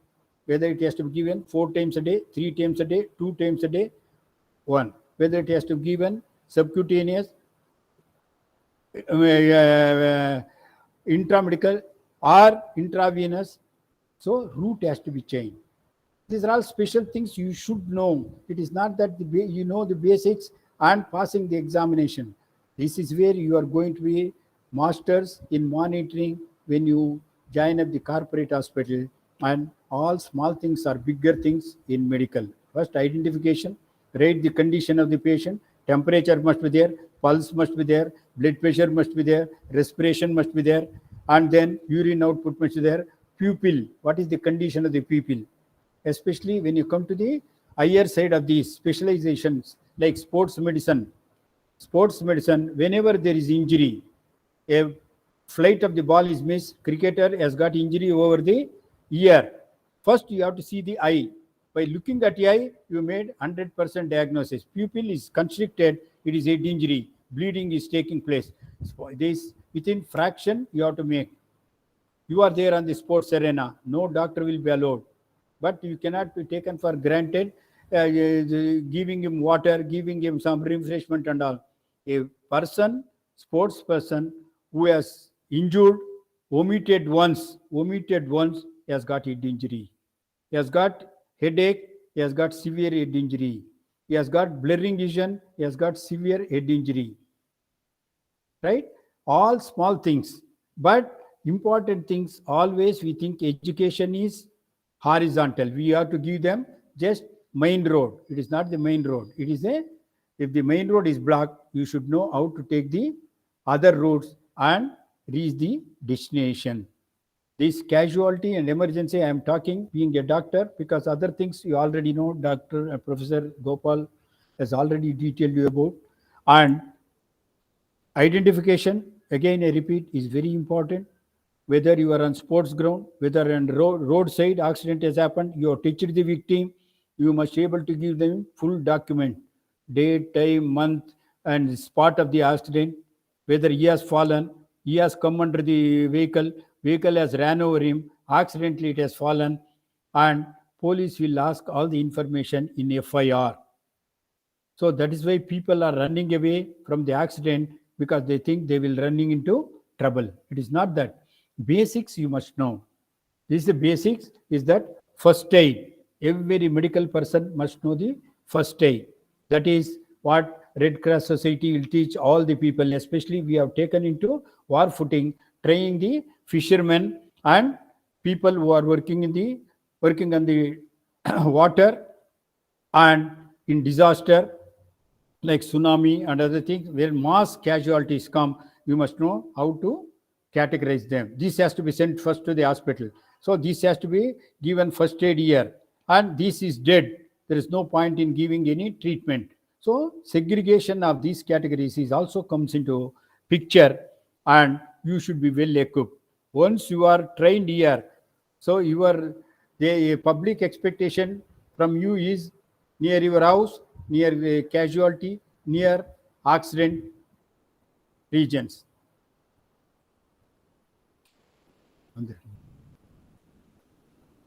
There is another important thing where people are missing is there is an entity in the state is called employee state insurance. It is for working people. They have to be secured. They have to be given insurance. The people who are working the mill, factories, or big organization, hotel laborers, and also organized sectors, these people come under employees insurance. It is state employees insurance. Yes, it is called ESI, where they will have professional hazards like working in the cotton mill. Their lungs are flooded with fine cotton. This business, so many professional. This thing is there. It also comes under that. It also comes under both central and state, where we have to segregate, give them protection. So what is the basic protection we have to give when the people are working in the heights, when the people are working near the machines, their hearing problem and their sight, the smell is gone, sensory is gone, and they will have chronic lung problem throughout their life. They may develop lung diseases like asthma and byssinosis, bronchitis, just like smoking cigarettes. So this is very much is intact, and these people will have referral system. They have to go to their dispensary, and dispensary will be nearer to their home, and one doctor will be there. He will diagnose the case, and he can treat the patient. He can refer the patient. They have got district headquarters ESI hospital, state headquarters hospitals. So their operations are given free of cost, everything, and they will be given leave, and they are paid during leave, medical leave also. This is one thing we have to understand. Apart from that, ESI is very, very important for all the laborers and also people working in the private sectors. We have to be protected, and of course they will be paying minimal amount for the medical expenses, and that will be accumulated. Even major surgery like bypass surgeries are done free of cost. So they will have referral hospitals, and a basic medical doctor is called IMO, Insurance Medical Officer. He is there in dispensary, and it will be catered for one locality. Like for example, in Pondicherry, Madhulayarpet, they have got ESI dispensary. All Madhulayar people who are working in factories, mill, or private, they go to the dispensary. They get their medical facilities there, not only for them, for the whole family. And they have got referral hospital in Indira Nagar. It is called ESI hospital, where all the specialists are available. And super specialty hospital is available for Pondicherry in Chennai. There a big corporate hospital is there. All specialty and super specialty is there. Even if it is an emergency, they cannot come to the dispensary. Only thing, what is your responsibility now? ESI patient should not go directly to the bigger hospital without having a reference. They will not get any benefits. Corporation will not recognize them. But there is another class where during emergencies in the night, in surgical emergency, they can go, but they have to obtain certificate from the doctor stating that this is an emergency. You would have not admitted, you would have died, or your consequences would have been died one. So this is what the actual service we are rendering to the patient, not giving drugs, injection and all. How to protect them, how to protect the institute, how to protect the health sector by knowing some basic laws. ESI patient is treated in GH, he will not get any benefit. He will lose money because he has abstained from the working place. Therefore, they have to be identified, they have to send it to dispensary. From dispensary, IMO, Insurance Medical Officer, will refer to specialist in ESI hospital in Indira Nagar, where they will decide whether treatment can be given. All the surgeries and basic facilities are available there. If it is missing there, they themselves will give a letter sent to the corporate hospital whether it's GE Hospital, Apollo, all the expenses will be borne by the corporation. This extra information you need apart from basic health structures. So, private nursing homes, corporate hospitals, and ESI, there is another entity you should not forget about it. It is called Ayush. It is a very important aspect of health today in India. That is our science. We have forgotten because British has ruled us for such a long time. We handed over all our health to allopathy.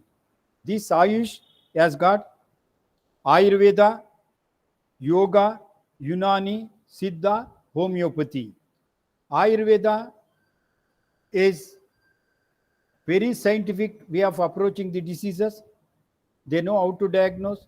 They don't know how to treat. They know how to maintain the prognosis.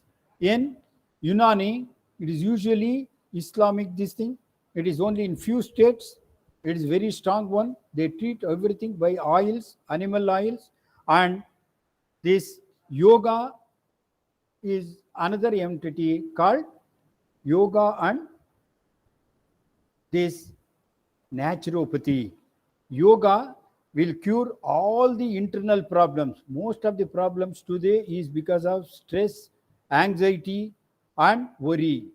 All the diseases, even infection diseases, why only few people get infection? Their immunity is less. Why their immunity is less? Because that person has got some stress, worry, or hurry, or he is under tremendous stress. And that will be taken care by the yoga. Yoga is to control the internal body, this thing. It is called autonomic nervous system. It controls the sympathetic nervous system. It controls the parasympathetic system. Most of the disease can be cured by yoga alone today. And then what is naturopathy? Naturopathy is as simple as that. As long as your pH, body pH is 7.4, you will never get any disease like diabetes, hypertension, cancer, ulcer, stroke. You will never get it. So why that pH changes? It is a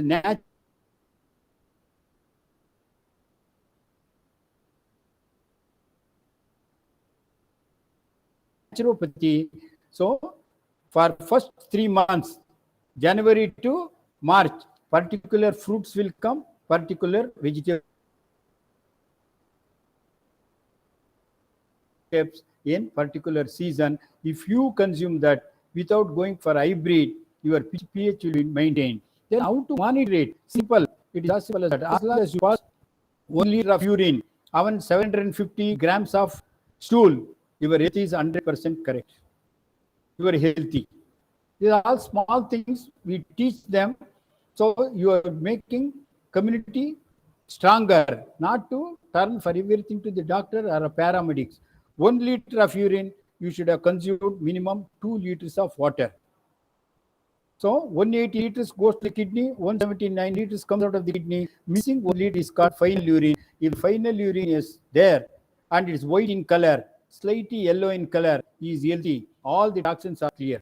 Kidney gets away all the toxins. When stool, it is the liver and intestine. When it passes 750 kg, 750 grams of stool, that means all the waste products has come down. There is no carcinogenic, there is no ammonia which can be absorbed, and your psychiatric problems will always come from constipation and bowels are not moving properly. This is naturopathy. What to do and what not to do. What to do is 100, what not to do is very small list. In the sense, for example, whatever articles you keep in the freezer, it becomes hard after 48 hours. That is the cause for hypertension, diabetes, stroke, and cancers.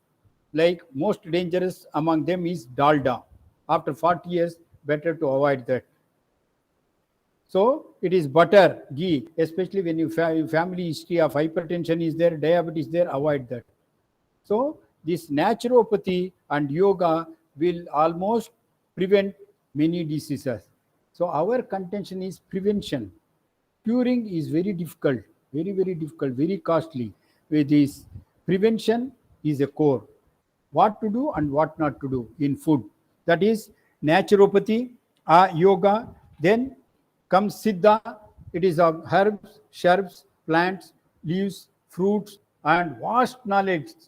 For many centuries, we have been maintaining that they know what are the natural things we are getting from the nature. It use many of these diseases, especially metabolic disorders like hypertension, diabetic, cancer. They have got an answer.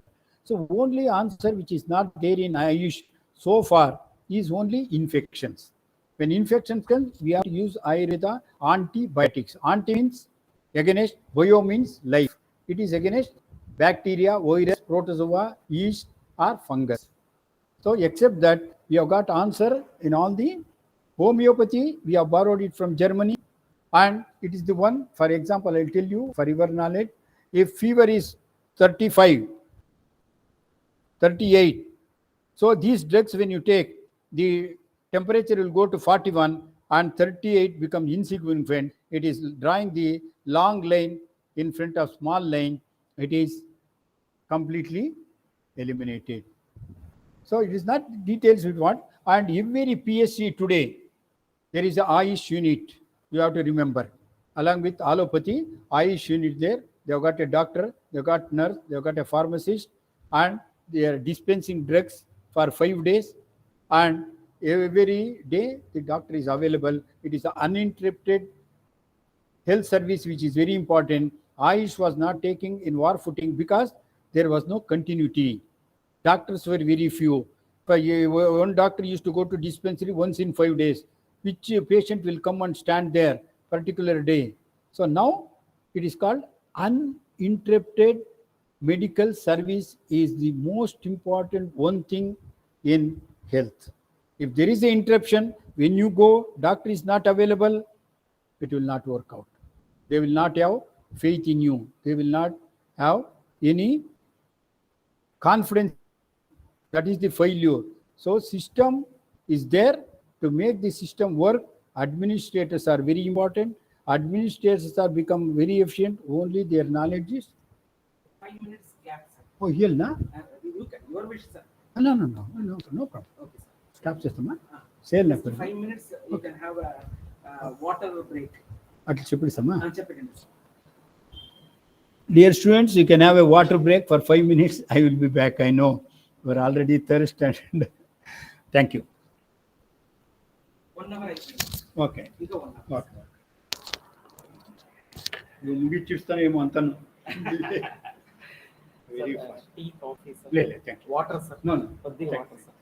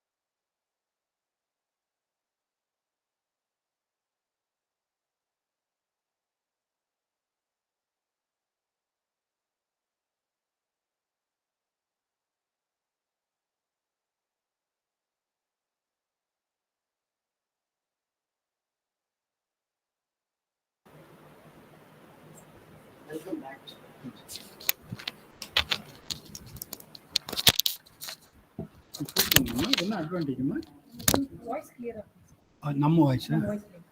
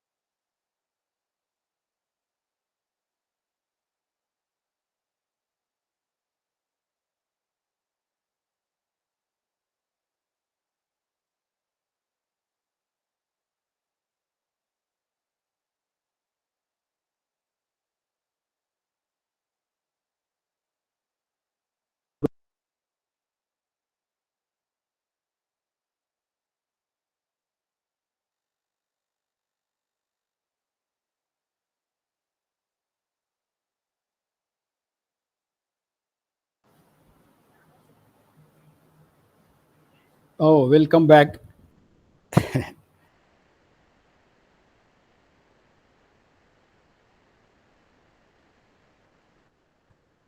So there is alternative medicine. It is also called complementary medicine, right? It is no more come as a big entity. It is with allopathy. In every primary health center, there should be unit of one among the 5 branches, maybe Ayurveda, maybe naturopathy, maybe Unani, maybe Siddha, maybe homeopathy. It all depends upon the regions. The people will select what they want, and doctor and paramedics will be there, and it is for 6 days a week, and it works 6 hours every day and 4 hours on Saturday. is the functionality, and they have got their own pharmacy. They dispense drugs for 5 days. So once in a week, a patient will come, and most of the patients who seek medical support there are usually metabolic disorders like diabetes, hypertension, then heart problems, stroke, and important thing is the local problems of gynecological problems like white discharge, dysmenorrhea, and menstrual disorders. And they've got answer for all those things. And you have to be aware that this Ayush department is very strong in India now, and we have to seek the medical support from there also. Apart from there, in India, there are a lot of NGOs who are doing a lot of good work for medical, and they are the people who actually diagnose cases at rural area by conducting medical camps. The medical camps for medical ailments, surgical ailments, obstetrics gynecology, then ophthalmology, orthopedic, and more important is skin diseases. The six they conduct in rural area. They take doctors. It is for only diagnosis. No treatment will be given at that site. They diagnose the cases. They refer to the nearest hospital and confirm the diagnosis. Thereby, we are moving people who are not able to reach the hospital. We go to their doorsteps, like NGOs like Lions, Rotary Club, Rotary International. These clubs are continuously and very frequently conducting they are the people who are actually feeding the patient to the dispensary, CSA, and other things. And they are the people who pool their money, their resources, helping people get diagnosed at their doorsteps, and then they will move to the health sector, whether it is to the surgeries, whether it's only medical cases, and especially ophthalmology, cataract, and all. They once they diagnose cataract, and if the number is more, they move the doctors to the nearest village. They operate there. So health is at their doorsteps. So it's also obstetrics, gynecology, ortho, they conduct the camps and they give disability certificate also. So everything is not on government shoulders. So the NGOs will also take a lot of pleasure and also service on their hands and helping the people get diagnosed. And many, especially eye, glaucoma and all, if it is late and it damages eye, so early diagnosis again can be diagnosed in the camps, and they go with all the equipments, and even for symptomatic treatment they give the drugs for few days, and they will take the curative, and they will prevent many complications arising out of diseases. Again, I'll come back to the basics of health for all. It is not curative, it is preventable. Most of the disease, why most of the disease? All the disease can be 100% prevented. Prevented when she is pregnant. In antenatal clinic itself, we can diagnose many things. If the mother is anemic, child will also be having low birth weight. Prevent anemia during pregnancy by giving good nutrition. Child will be healthy. One child will be healthy, their kidneys will be normal and health is intact. Like that, blood pressure is monitored in the pregnancy itself. Pregnancy hypertension is very dangerous. It leads to a lot of stillbirth, dead birth, and also many abortions. So hypertension can be screened there, and many immunization schedules can be maintained there in the sense. So what are the preventable diseases to a child and also for mother, including tetanus toxoid and rubella, especially a immunization entity called rubella, which can prevent many heart diseases in child. So this primordial prevention is called primordial. Before the disease comes, we can prevent. So when we catch hold of the pregnant women and examine them properly in 3 trimesters, 3 months, trimester means 3 months. First trimester, certain things you have to do. Second trimester, third trimester.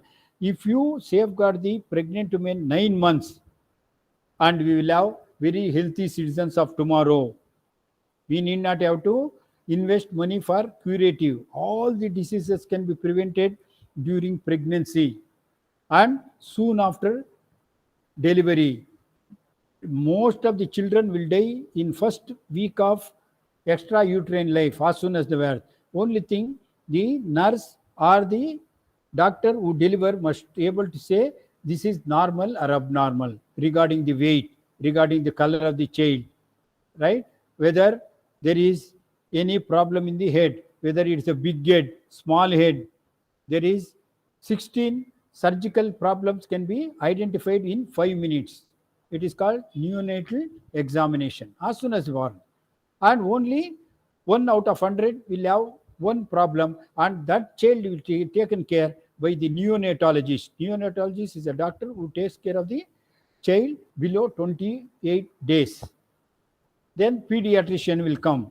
And once that preventive aspect is there in primary center, then community health center, dispensary, we don't need to have bigger hospital at all. Bigger hospital comes where you miss the diseases in pregnancy, neonate, infant, pediatrics, adults.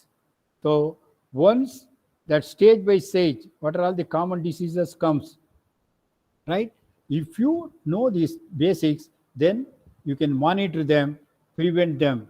So many low birth weight child, if the child is born below 2.5 kgs, they will have some problem with the kidney.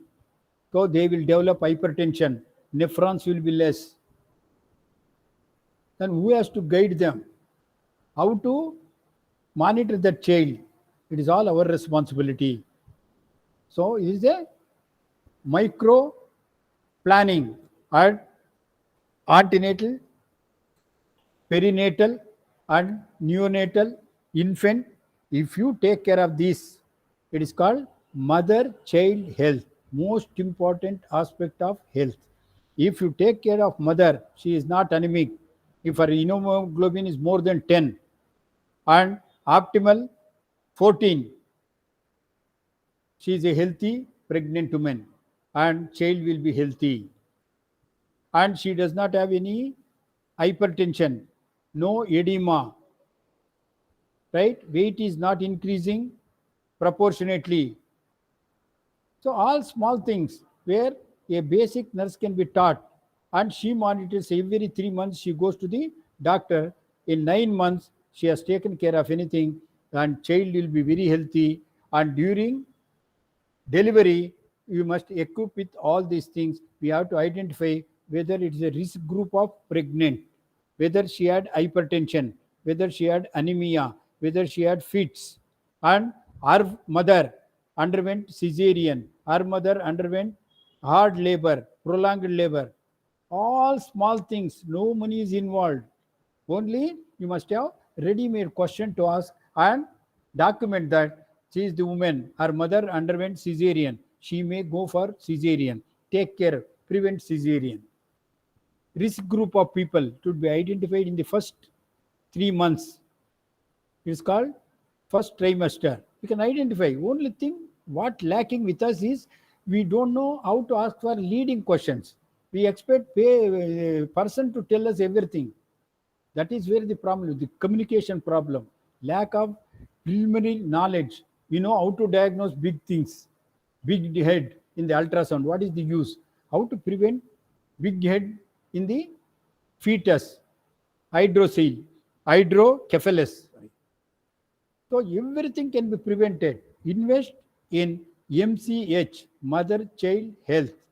Next entity is only 5 diseases: diabetes, hypertension, then stroke, cancer, and latest is stress.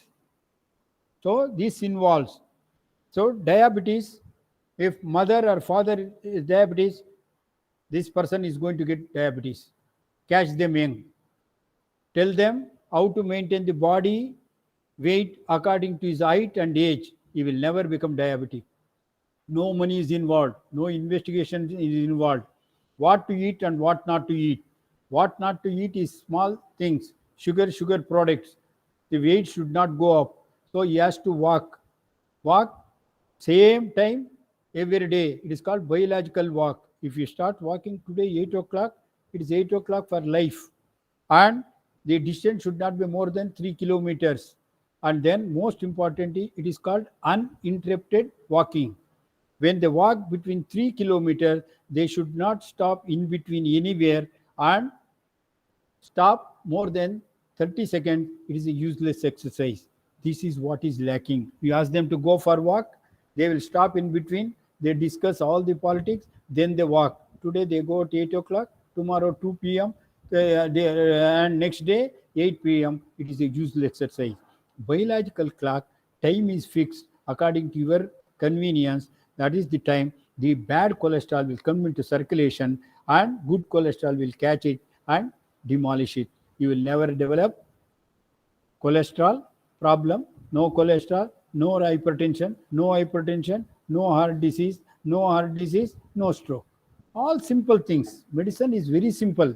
We complicate because we study them independently. It is a cluster.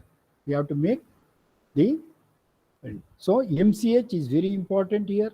That is taken care at primary care system. PSC, no doctor will be there. Only ANM will be there. Auxiliary nursing is a basic maternity nurse will be there. She has to be taught properly. She has to identify whether this woman will come into risk group. She has got diabetes, hypertension, and mother was having some problem during labor, whether it is assisted labor. This is all checklist. You tick 5. If it does not come, she is not risk group of people. Normal delivery will. When there is a risk group people, we have to prepare them. We should not increase their weight. Nutrition is proper. And they have to walk till the last day. Walking is very important.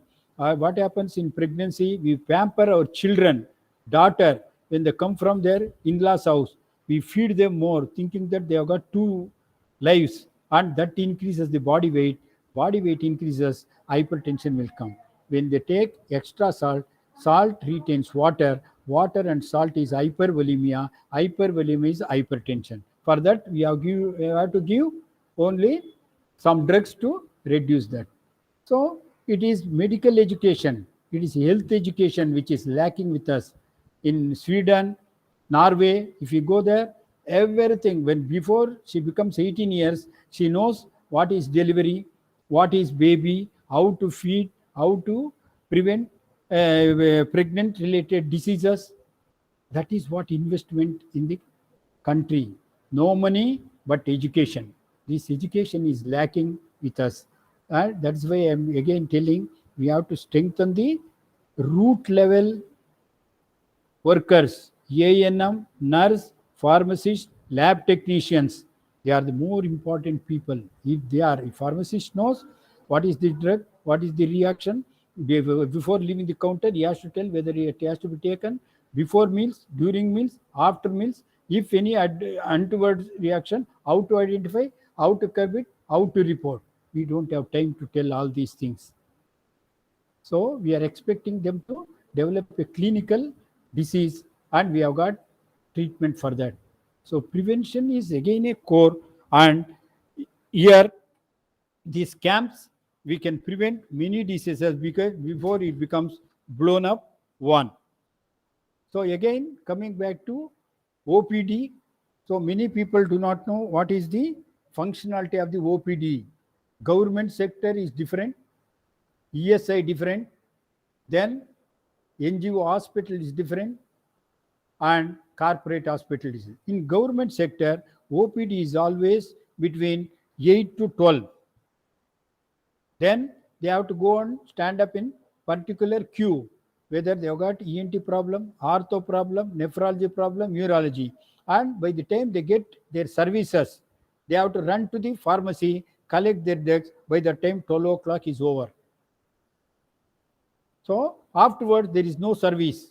So who has to cater from 12 o'clock today to next day 8 o'clock?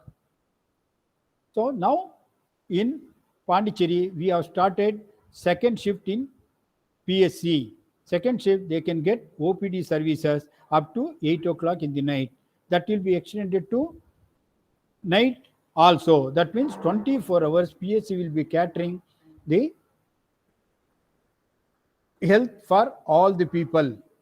Till that time, they must know they have to go to OPD. And in case of emergency, they go to casualty. Casualty will be there all the 24 hours, 8 to 8, 8 to 2, 2 to 8, 8 to 8. Casualty will be there. But the normal cases they won't see. It is an emergency cases, casualty cases. I told you already, we got not only rights, we must have responsibility. That only emergencies has to go to the casualty, because services in the ward will be very less in that time. Till we equip with all the things, that 24 hours the services will be available. It is not available anywhere in the world. Everywhere they have to go to casualty only. Thereby, the OPD services are, you get doctor advice, then you go to the lab, all the investigation is done, and after investigation, you give the blood, then you collect the drug for 3 days, come back after 3 days, collect the results, go back to the same doctor with results. You will change the diagnosis, you will change the prescription or duration of drugs, and the treatment will continue. If there is anything, they found out extra things in the investigation, then they will admit it. OPD services there, OPD treatment, they admit according to the disease, in according to the departments, whatever it is, pediatrics, ENT, ortho. So the OPD is the window of the hospital. They are the people who identify the basics. Then in rounds, the specialist will come, they will make the final diagnosis, and if it is operable, they will post them to theater on particular day. Operation will be done, and that will be taken care in the post operative for another 2 to 3 days. Then they will discharge, and they will write all the instruction what they do at home, when to come back and get OPD services. This is OPD services in general in all the hospitals. Apart from that, in OPD itself, we have got some investigations, like somebody comes with chest pain, we take ECG. ECG is seen. If there is an abnormality, immediately it will be referred to the cardiology department. OPD, they are, all the specialists will be there, and cardiologists will be there. If it needs treatment, he will give. If it needs admission or any intervention, he will take care of, and that will be admitted. He becomes from outpatient to inpatient. That services will be different. Then when they see the diseases is to be referred to the other department, and cross referral will be there in the inpatient. And especially we have to be very careful in pediatrics, because there are no symptoms. In pediatrics, child will be only crying, and your knowledge is most important. You have to identify them by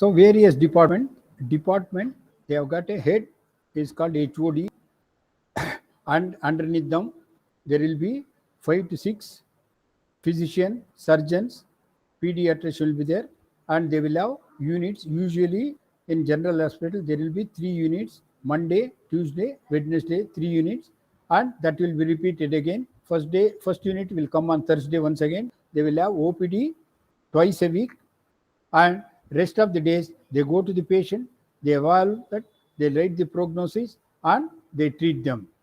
So this is the usual setup anywhere. Some big hospital, they may be having 4 units. Unit has got a chief surgeon, surgery department, then assistant surgeons, then they have got students, DNB, MS student. So on the rounds, the chief will be taking rounds and he will be teaching them according to their discipline, and he has got another responsibility. Responsibility is report to the higher authorities regarding, he has to group the diseases, give the statistics and their prognosis. In case of death, mortality, they have to write cause of death, why patient death. They are responsible for answering the question. So otherwise it comes under negligence. They have to say why the patient died, what is the cause, what is the steps you have taken, where step has failed. Everything has to be detailed in the weekend. It is called death meeting, and it is very tough for a doctors if they not taken care properly. Other doctors will ask questions. You should have done this, you should have done this, and it could have prevented it. Early intervention. So it becomes a challenging job for a unit chief to teach, to evolve, to maintain statistics, ask for the particular instrument, and if instrument is not working, he has to state it is the mechanical problem, electrical problem, or both. It is condemnable or repairable. Everything he has to certify. This is a things which people do not know much about. Responsibility of the doctors is different, responsibility of the nurses is different. In nurses, in the unit, if the patient is not in the bed, immediately they have to write patient is not in the bed. She has to go to the toilet, other places, see, inquire the other patient where he has gone. If it is more than 1 hour, they have to close the case sheet saying that it is absconded. Otherwise, in case of death of the patient somewhere else, she is responsible. So this is again medical aspect of the department. In ortho department, they have to work as a war footing. If there is a fracture, it has to be set immediately. Plaster of Paris has to be made, and he has to know how many months he has to be given leave. It is minimum 6 weeks, and it takes 6 weeks for any fracture dislocation to recorrect itself, and we have to supplement certain things to fasten the recovery, and this will all be documented in the case sheet. Everything what you write, why vitamins are given, why minerals has given, why leave has given, for everything there is the documentation, and every documentation has got evidence based. You cannot do it at your will, and it should be well recorded in the medical books. I cannot use a method which I know. This methodology of operation should be well documented. It is recognized by many hospitals, and it should have come in many journals. It is accepted method of doing surgery. I cannot do surgery according to my wish. Something happens, it is totally negligence. You will be put behind the bars, and latest also you have heard a lot of cases, consumers cases, and even hospital, right? And head of the department, unit chief, and doctor who operated, the anesthetist, nurse, everybody will be added to that list. Negligence is becoming very difficult, and forensic nurse, and wherever you are, whatever your profession in medical, forensic medicine is very important. When you meet the doctor, when you detail them, you have to record it, date, month, year, time, what is the advice you have given, what is the advice he has given, what is the ultimate remark. That ultimately the final diagnosis is very important. According to final diagnosis only, you have to give the treatment. Final diagnosis comes from clinical diagnosis by your examination plus laboratory evidence. Both together is called final diagnosis. Is that according to final diagnosis, treatment has to be given. See, for example, so many lab technicians and other people who are there in the team. When you take a disease, you should say this is due to particular organism. How do you document that particular organism? It is to be cultured. It is to be stained. Once particular beta hemolytic streptococci is cause for your sore throat. So beta streptococci is only amenable to gram-positive organism. It is gram-negative positive antibiotics only you have to put. Why you have to select the erythromycin, ampicillin, and penicillin? It is a judgment. Literature should support you. If you want to use negative, gram-negative organism, it is called evidence-based. Urinary tract infection is there. Urine should grow some organism. What is the organism? E. coli, Klebsiella, Pseudomonas. So it is gram-negative. Only gram-negative antibiotics has to be given. What is the next logical thing? Which antibiotic is sensitive to the organism? That is culture and sensitivity. First, 3 rupees you have done. There is a pus cell, urinary tract infection. But infection is due to what? Particular organism. That is culture and sensitivity. So further, you want to enhance the healthcare system. You want to become foolproof. Then you are a lab technician. You have to monitor how to collect the urine, how to transfer the urine, how to test the urine, how fast you have to test. If you don't test today, how to put a preservative and keep in the freezer and submit it to test. So in all these tests, please remember in the hospital setting, again I will come back to the same point.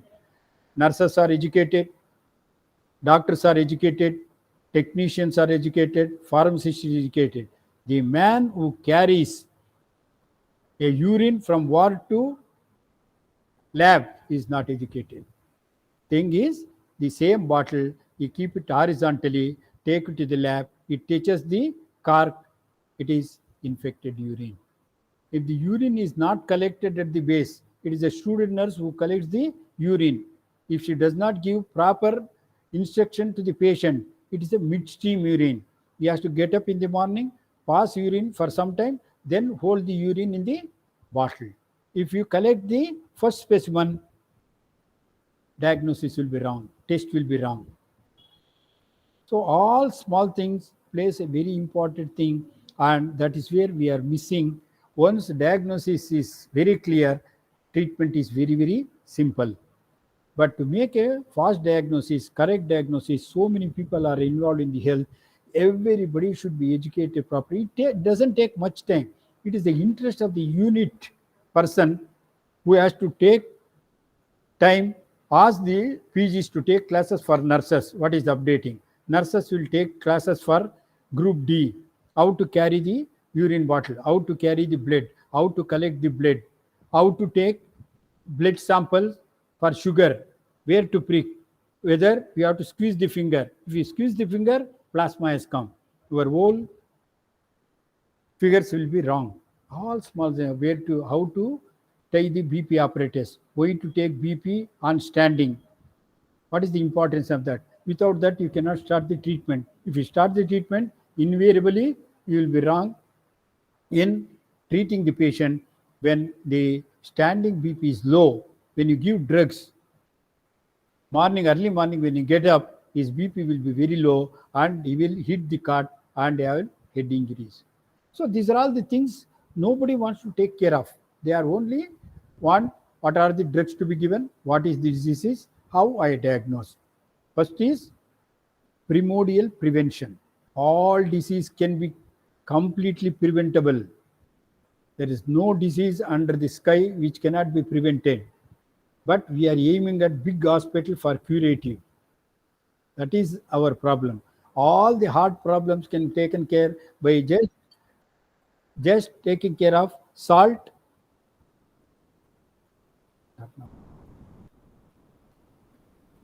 Yarrow, right?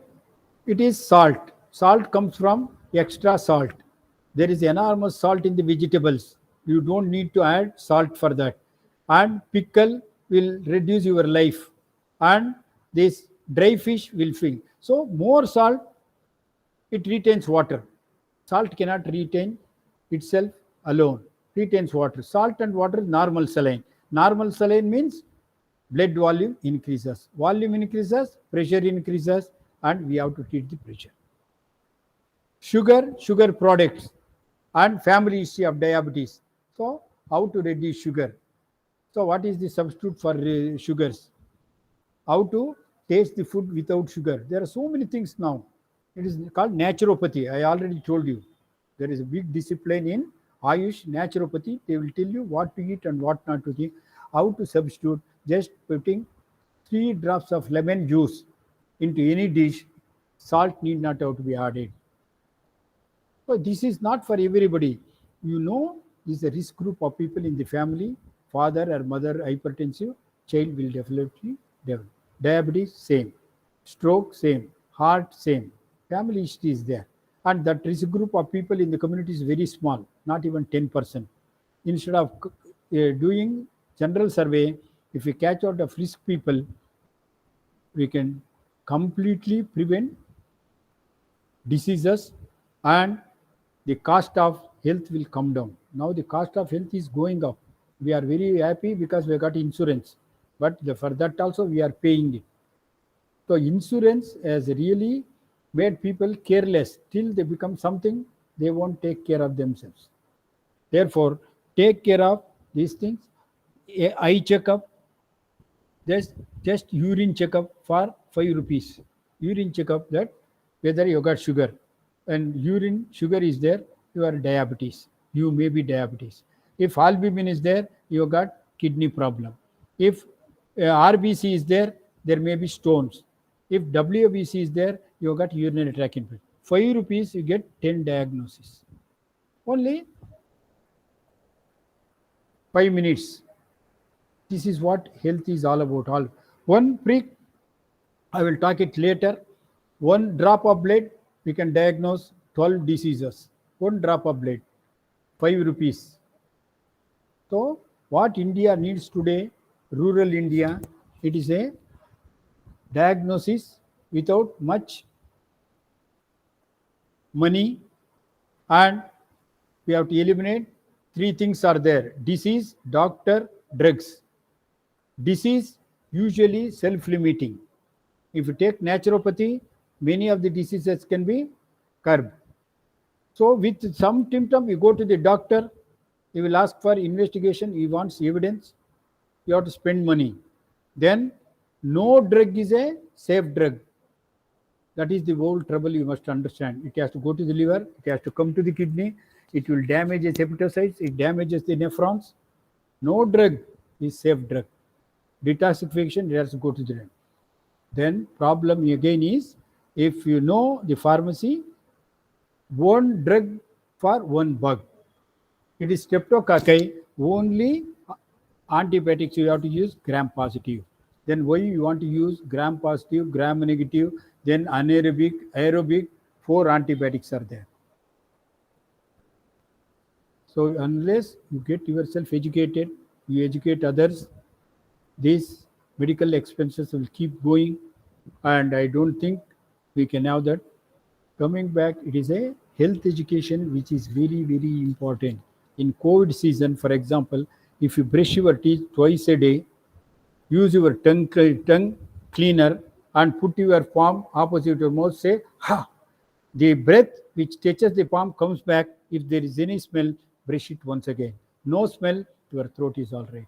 You want to add extra thing, kill all the virus, COVID virus, take hot water, put little salt, make it saline, gargle 3 times and make the sound so that larynx will be clean, spit it 3 times, and last spoop, you swallow it after gargling, your COVID is gone.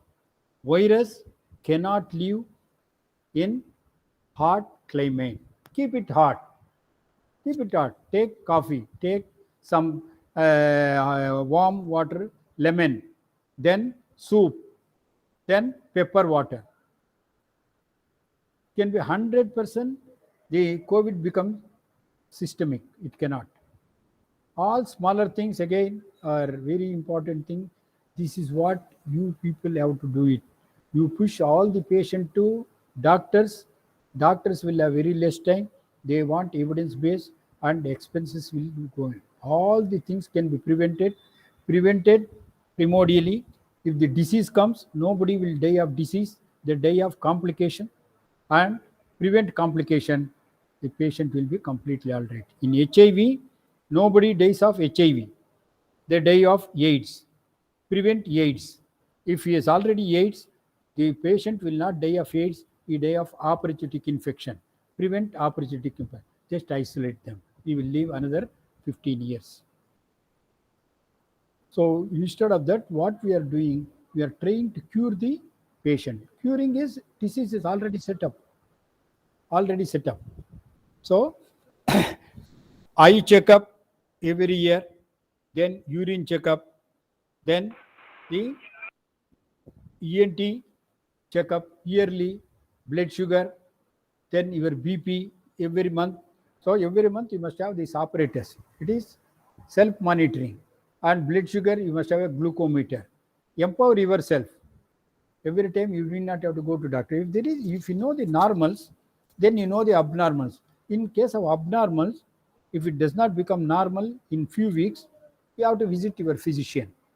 Even a physician, you have to put a lot of questions to ask whether this drug is going to cure, prevent it,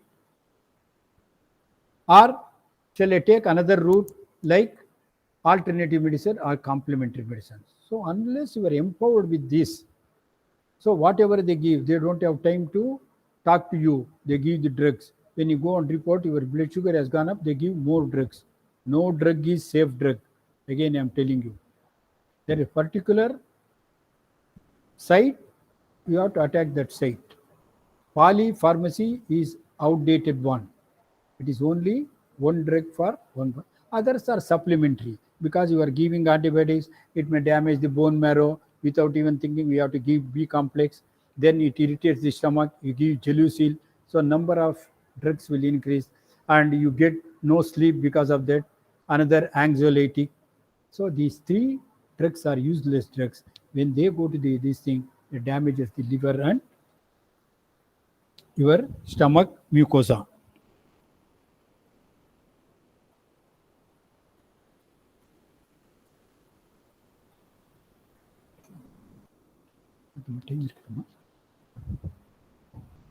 Okay, I can do it.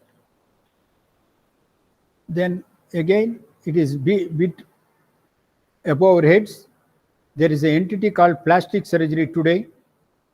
The dictum is goodbye scars. Earlier we used to have scars, we used to accept it. Now by plastic surgery, everything can be removed. By plastic surgery, your face is turned into beautiful one. You will become Aishwarya Rai, you will become Kamal Hassan, whatever you face it. And in dental, orthodontia, if 6 teeth are outside your mouth, it can be pushed inside. If the time is very short, they remove the 2 canine, they put it back in 2 weeks. You can ask whatever way your dentures want. And now, which is not be told in India, nothing is by choice. So we say, by chance I got this. Now it is by choice. Everything can be changed. Only thing, you have to go to right person, right time, right referral. In corporate hospital, everything is available now. Earlier, when you fall down, your patella is fractured, you cannot run, you cannot be an athlete. Now, artificial patella is put, and you can run 100 meters in 13 seconds. Everything is available. Every bone can be performed. Earlier, there is a disc prolapse, no treatment. He has to be bedridden throughout life. 4 people has to carry him there. Now, you go to corporate hospital, spinal surgeon is there. They remove the pulsus nucleuses, and another half an hour, you will walk with another 4 people who have carried you. So you must know where these facilities are available. who is the best person for bypass surgery. In bypass surgery, it is a specialized this thing. It depends upon your need, how much money you got. Venous bypass for so many days. Arterial bypass, same artery is fixed to the aorta. It is uninterrupted blood supply to the part where blood supply was not there. It is artery to artery bypass. And if you don't have time, you don't have money, they put a bridge where there is a narrow and blood flow will be continue. It is time bound. And it's also same with cataract. What do you want? How many years you want to live? What is your requirement? Whether you want to read small letters, whether it is enough to read the assistance of the glasses. So you can choose health today. In other countries where you should not tell this in this platform, child is not by chance, child is by choice. It is 1,000,000%. I want only girl child, I can choose there. In Norway and Scandinavian countries, the system has come. Here, it is abundant because female child is killed and male-female ratio is very vast. In many states in India, we have got a very bad name only because of that. Except Kerala and in some parts, some districts of Pondicherry, where female is more than male. Female-male ratio. In all other states, it is more male than female.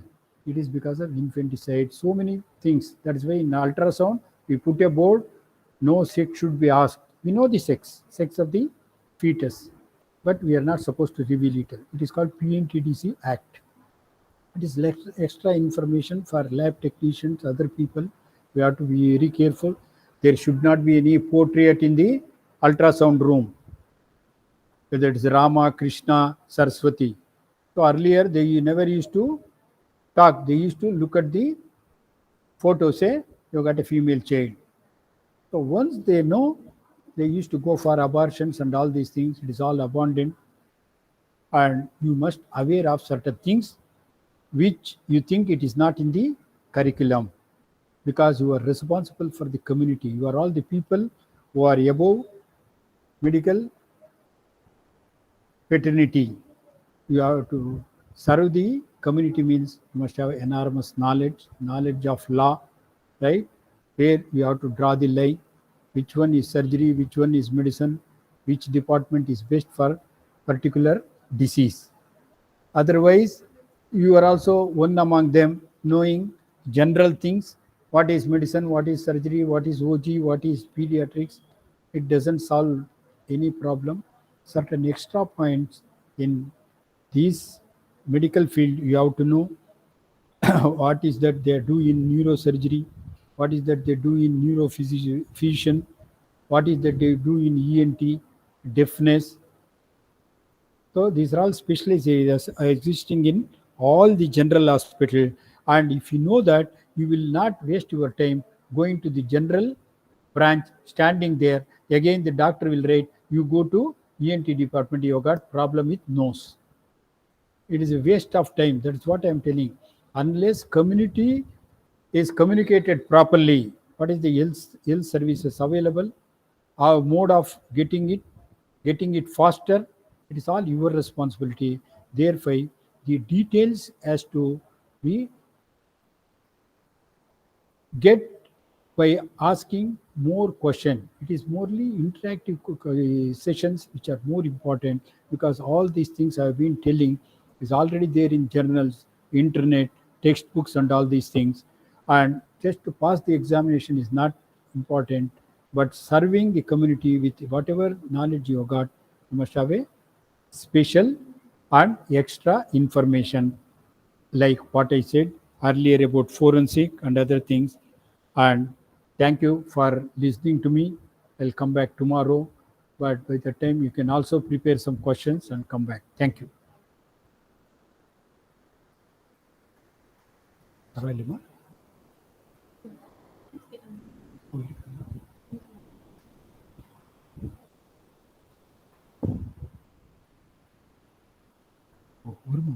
questions ಇದು ಇಲ್ಲ ಇದುವರೆಗೂ.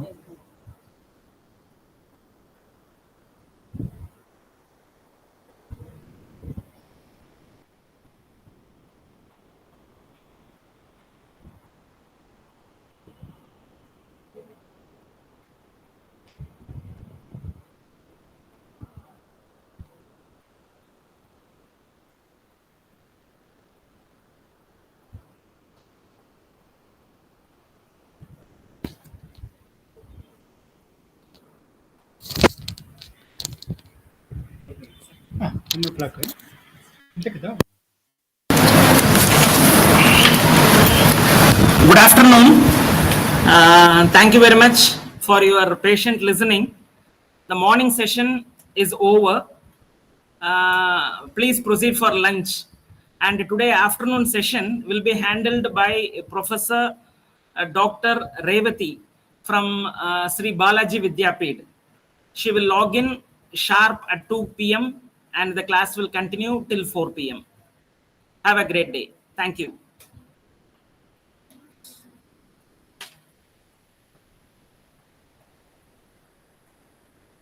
I am taxing her problem.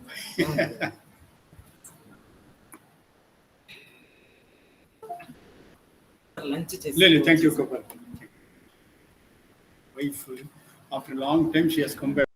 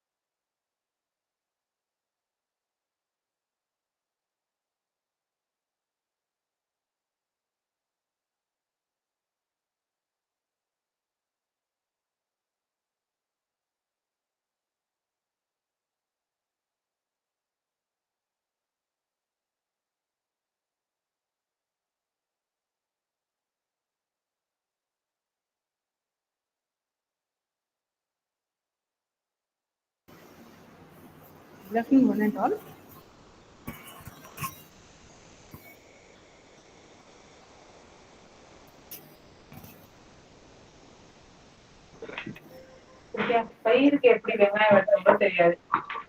Hello, good afternoon. Can you hear me? Am I audible clearly?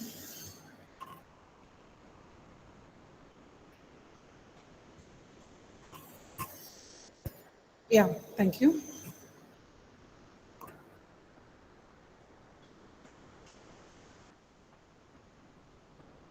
So, I'm Dr. Revati, professor working in Sri Balaji Vidyapith Deemed University at Pondicherry, and I'm here to discuss about a few topics about hospital utilization and bed planning and management. So I just want to share the PowerPoint. Kindly let me know whether it's very clear to you or not.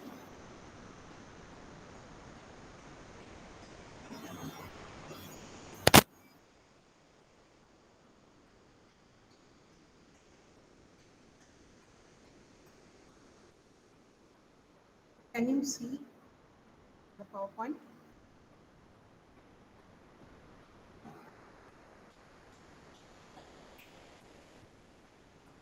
Hello. Can anyone answer? I just want to know. Yes, ma'am, it's visible. Yeah, thank you. Thank you so much.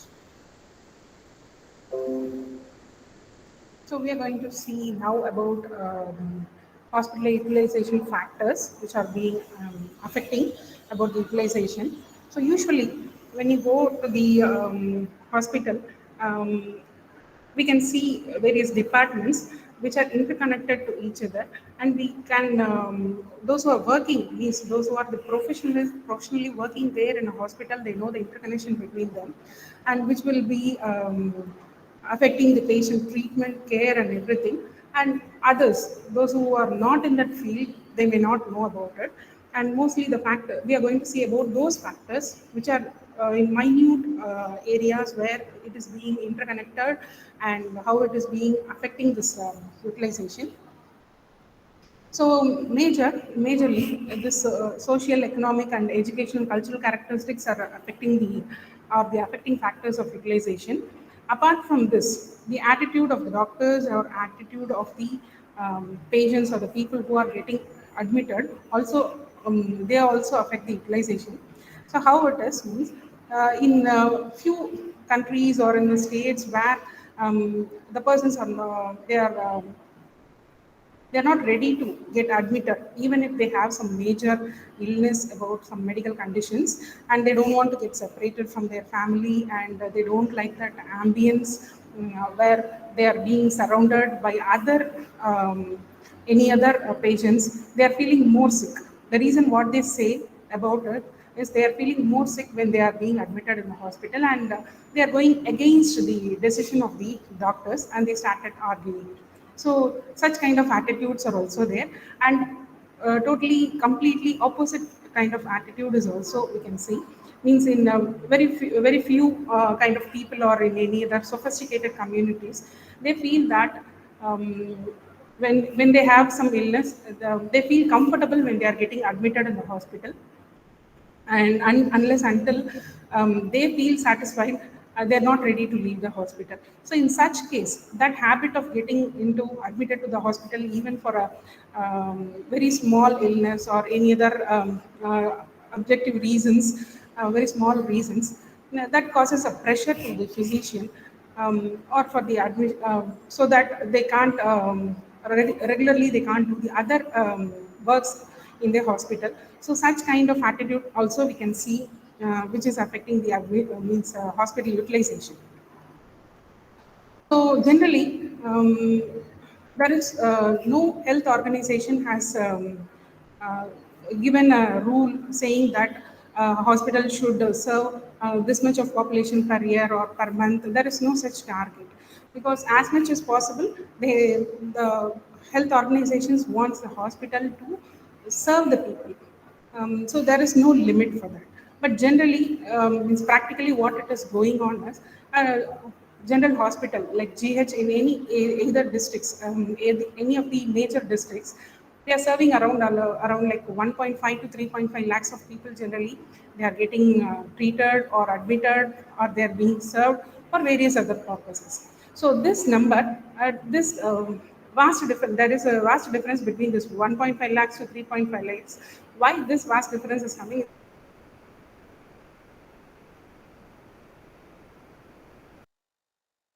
Are based upon the hospital specialties available, or the construction areas, or any other facilities which are available. So we are going to see all those factors. So generally, general factors which we can say is internal facilities of the hospital, and next site of the hospital, and next location of the hospital. So we used to have a small dilemma or confusion that both site and location are the same, but not it is not exactly. Site is just only a part of land in location. So, hospital, for example, if you take a hospital, around the hospital, there may be some parking areas or any other pharmacy or any other means some other departments which are helping this hospital regularized works. So that will be in and around. So that is the site of the hospital. Location of the hospital is totally the area where we can see some other buildings also, including some other hospitals or any other gas stations or any other fire stations or any other housing boards or whatever it is. So how they are going to affect us? When it comes to internal facilities, um, people means patients are expecting the hospital should be equipped with all kind of ultra modern equipments, and not only with the patient side. When you come as a part of this medical field person, when we enter into the hospital also, we will be seeing about the facilities what are available in the hospital, so that whether we will be getting treated well, or we have to go in search of that facility to some other hospital or not.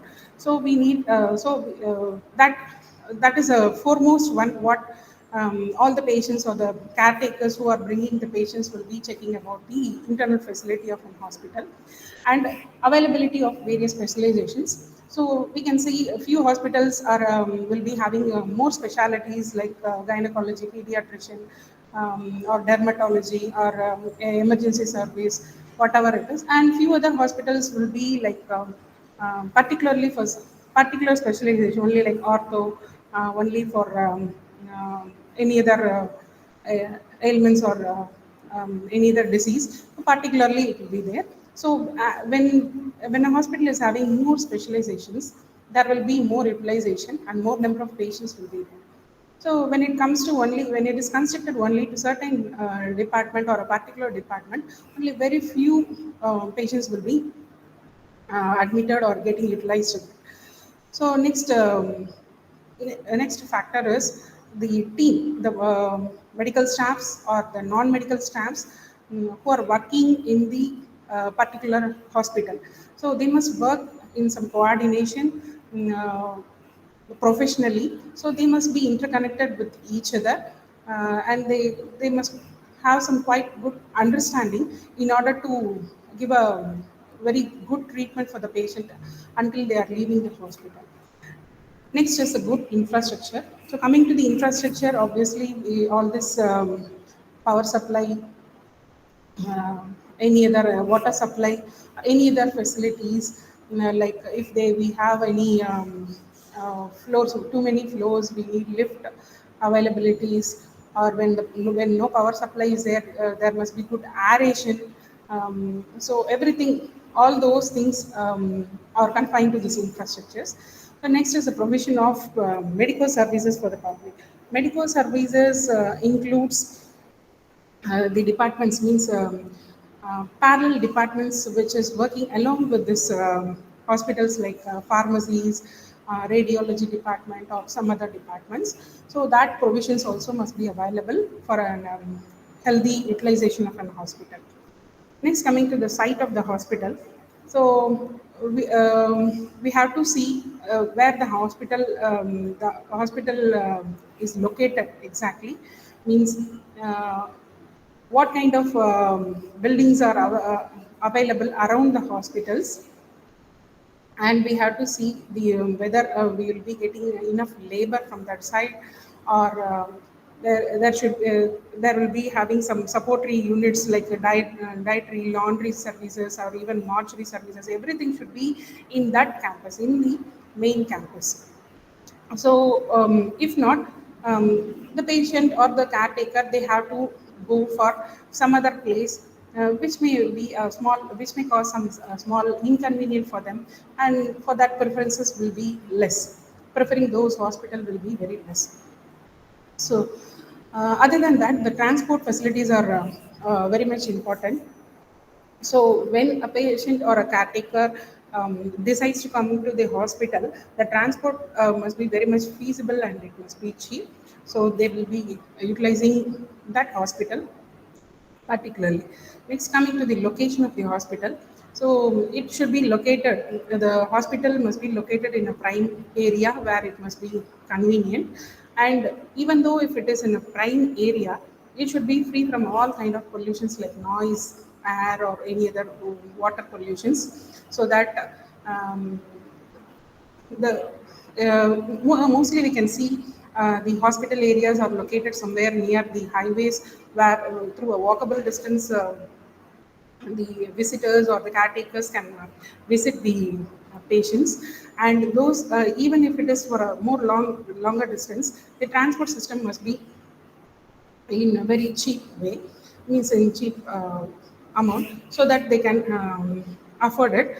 And communication system means after reaching to the hospital, in case if they need any other service like fire stations or any other hotels or any other gas stations or fuel stations, so they have to it must be accessible, it must be nearby.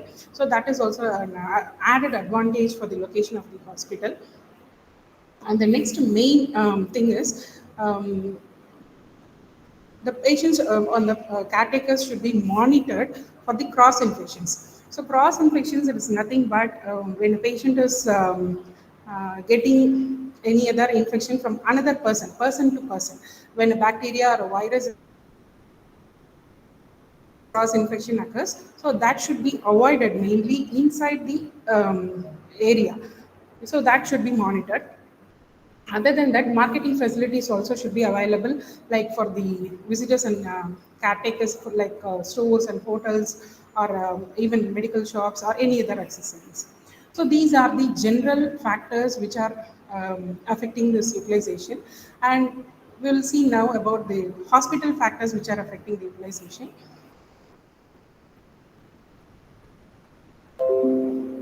So when coming to the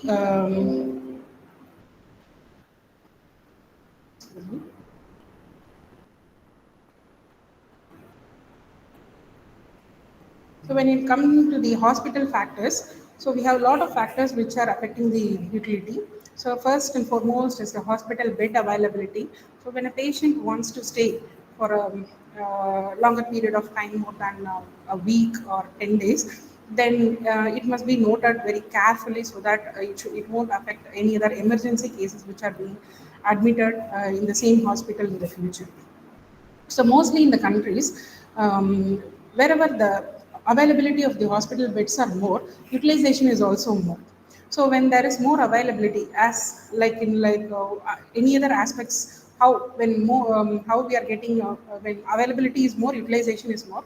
Even bed availability is also almost the same.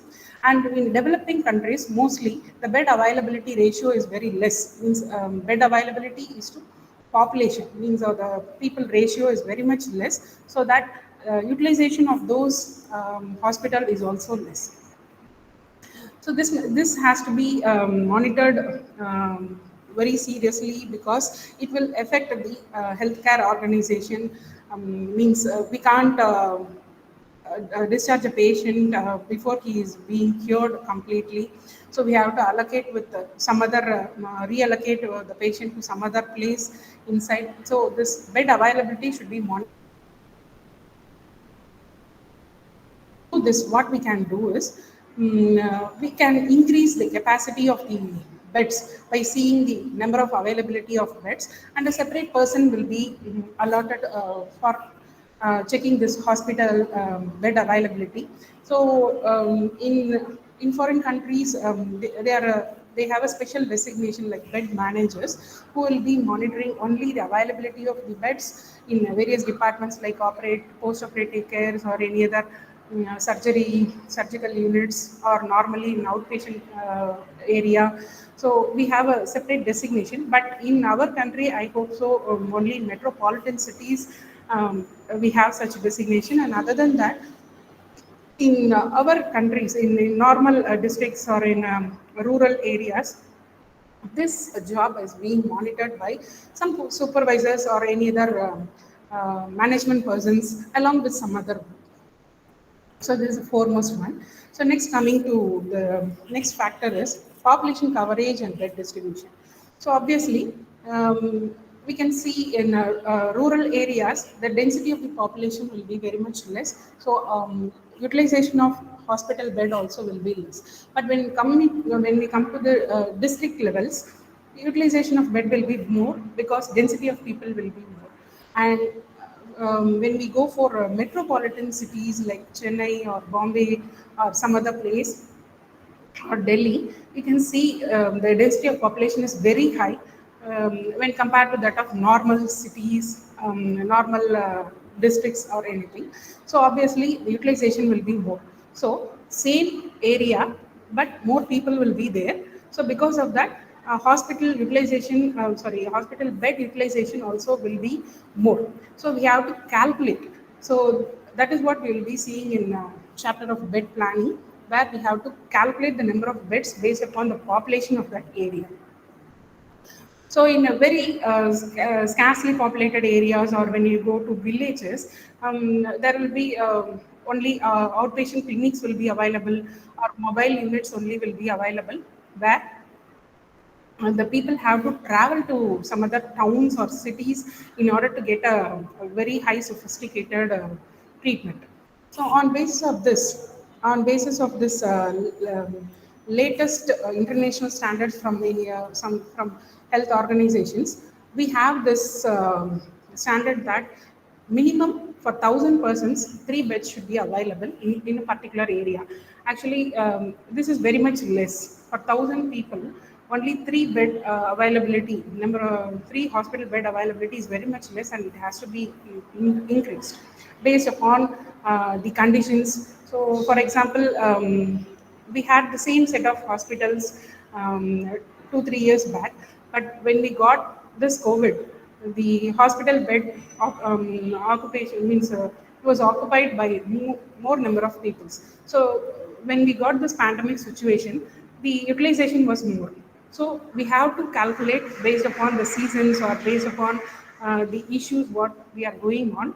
This availability has to be monitored, checked, and we have to make more steps in order to get utilized. So next is age profile of the population.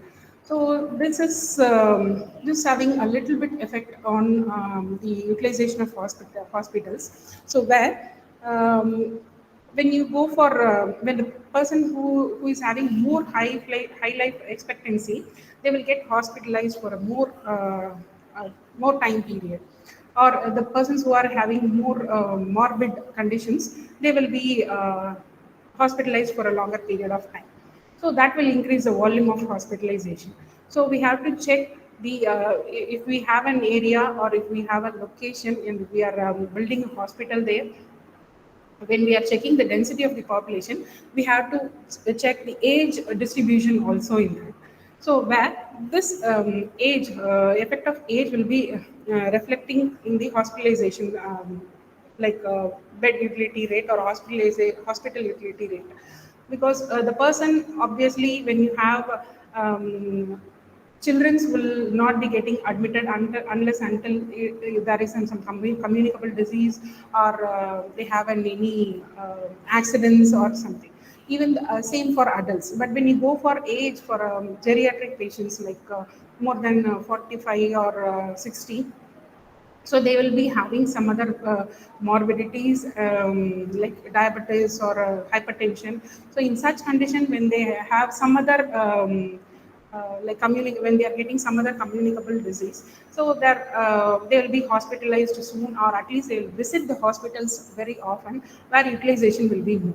So this age profile will affect the utilization of hospital, and that also has to be monitored and calculated accordingly.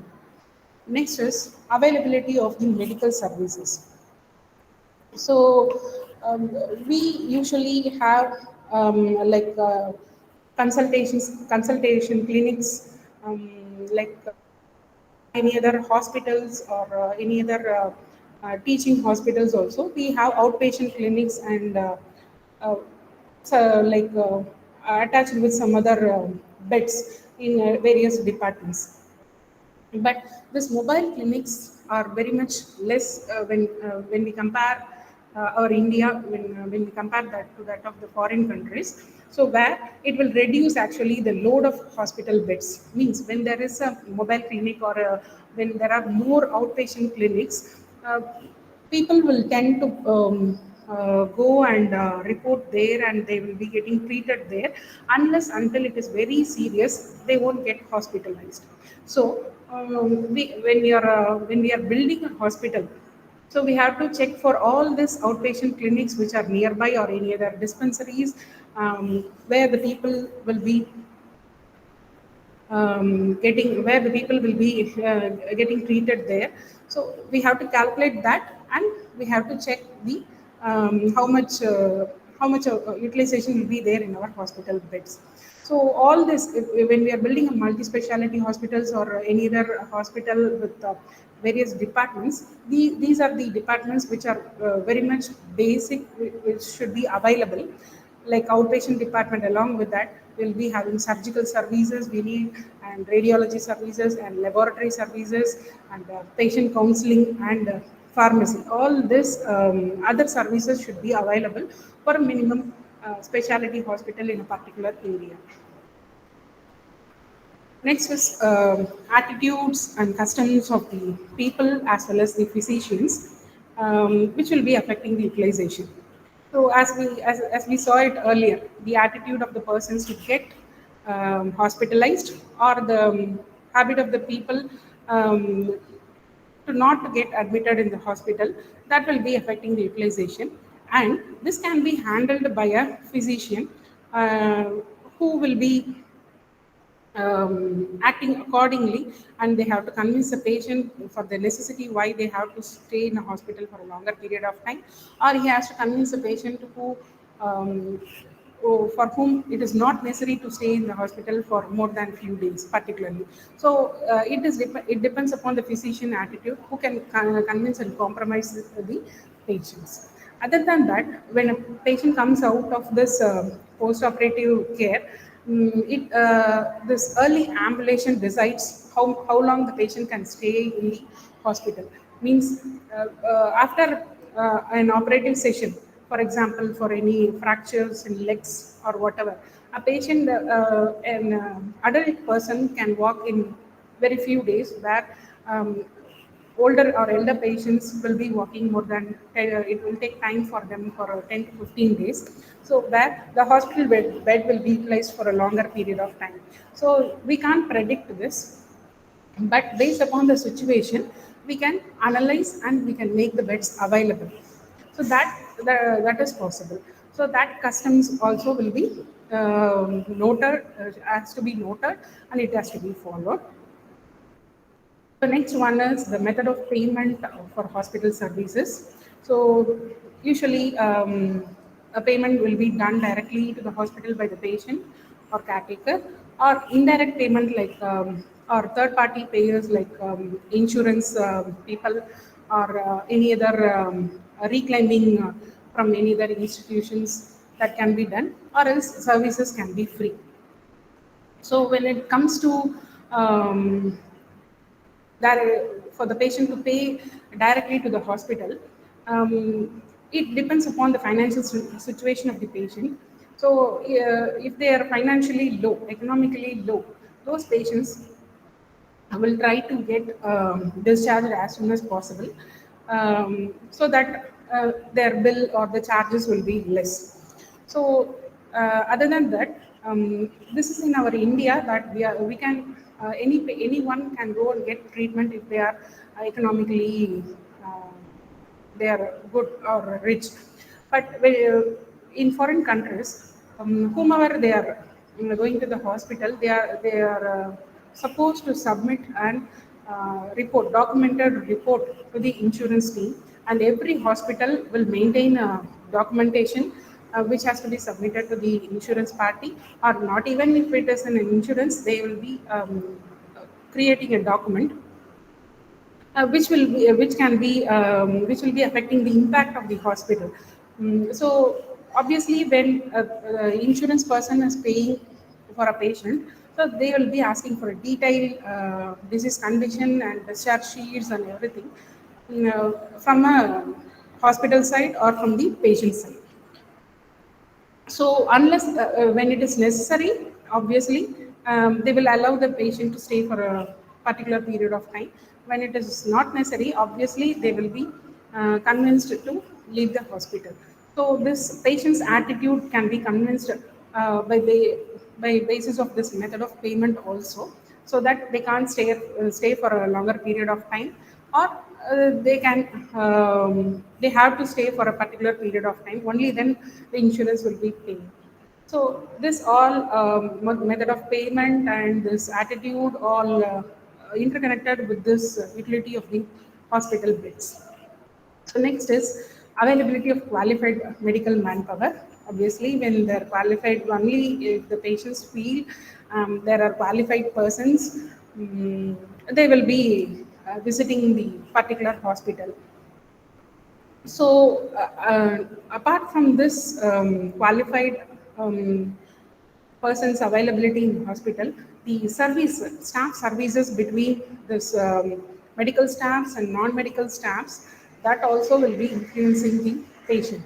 Means how soon the different departments are merging together or cooperating together to treat a patient. Means after consulting a doctor, if a patient want to go to laboratory services, and if he has to stay there for a longer period of time, he will that is a negative feedback what a patient will get. So when a doctor needs a report immediately, how fast the allied departments are cooperating with him to give the report. Similarly, when you go for a surgical department or an X-ray department, so all these services or the departments should work in a team in order to give a better treatment for the patient, and the patient should feel comfortable in that hospital. So apart from this qualified medical doctors, this is also main part, important one. And even if the qualified doctors are there, certain generation people are expecting some experience in staffs. Means how much year they are getting experienced, so that they will be going for consultation. Means if a senior doctor or a junior doctor, so everything that matters when you go for a utility of a hospital. Next is housing. So when it comes to housing, everywhere nowadays, nuclear families are emerging, where there is no other person to help a patient. If a patient has to be bedridden, and if it is a nuclear family, there will be nobody else to help them. So that is an inconvenience for others to maintain them in a house or home. So obviously they will seek the admission in the hospital. So in hospital, other people will be taking care. And in India, either the bedridden patients will be taken care by the family persons or any other uh, relatives, or if not, they have to go to hospital to get hospitalized. But in other countries, even there are some home health persons, means the caretakers from, they'll be hiring some caretakers. That was very much less nowadays, and this more only in the metro cities here. So other than, because of this, they are seeking hospital admission. So there will be demand for the admission when there is less number of families Excuse me, members. ma'am. Excuse me, ma'am. Hello. Yeah, yeah. Ma'am, we are not able to see the slide, ma'am. It's not changing. Still hang. Oh, sorry. I'll Hello. once Yeah, again. yes, ma'am. Thank you, ma'am. Can you see now? Ma'am, can you see now?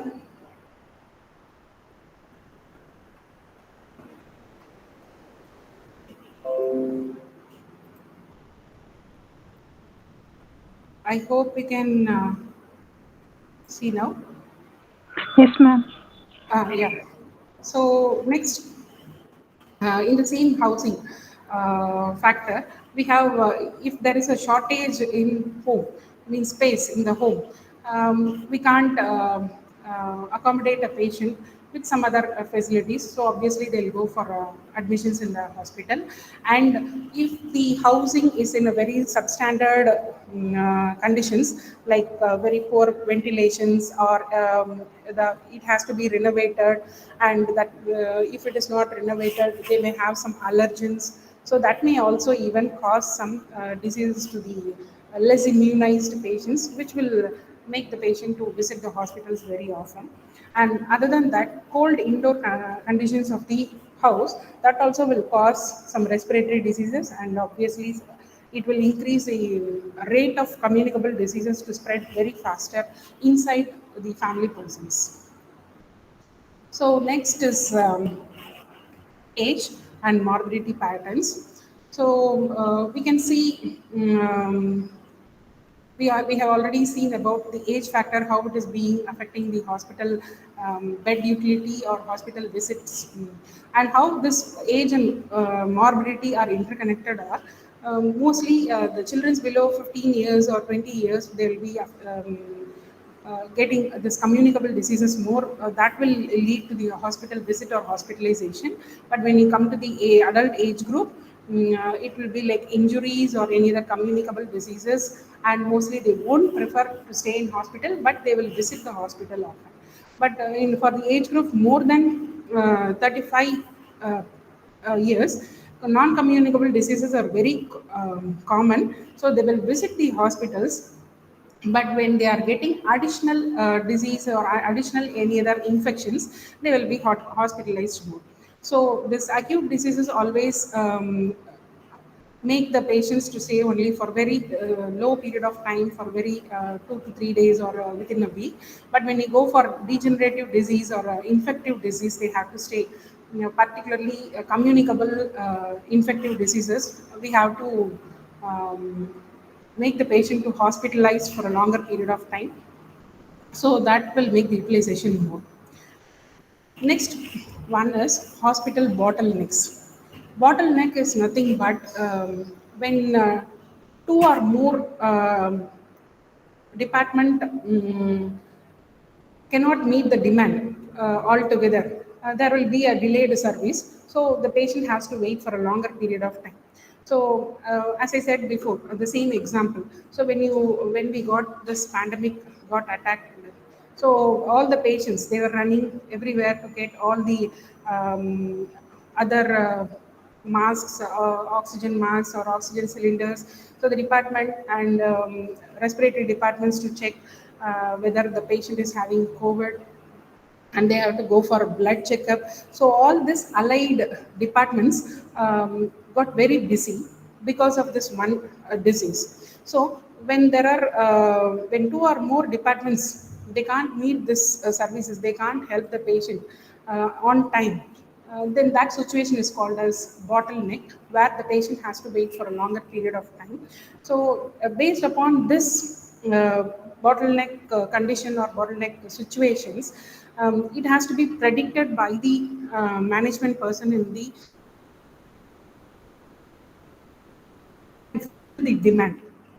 Either in the radiology department, they can recruit more, or they can ask help from some other medical staffs more, and they can help the patients to get their reports very faster.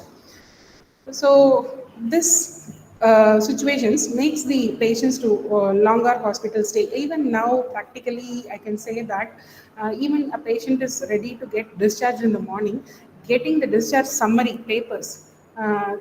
That was delayed by even 3 to 4 hours or even 6 to 7 hours. I can see that in very few hospitals. So that is a bottleneck situation where the patient is forced to stay more than 5 to 6 hours extra in the hospital. So that causes the more hospital stay and bed availability for unnecessary reason, means bed utilization for unnecessary reason, which can't be given to the other patient. So only to reduce all the situations, bottleneck situations, the only alternative is we have to pre-plan it before, and we should avoid more OP patients or overbooking of inpatients, or we have to go for designing the system totally differently. So that has to be monitored continuously every day by a person, by particular persons, in order to avoid all those. So next one is internal organizations, means if one particular department is very much um, uh, when it is taking more time, means when all the other departments are working with a greater flexibility, but only one department, if it is making delay or for the service, so that will affect the interconnected departments also. So the patient has to stay for a longer period of time.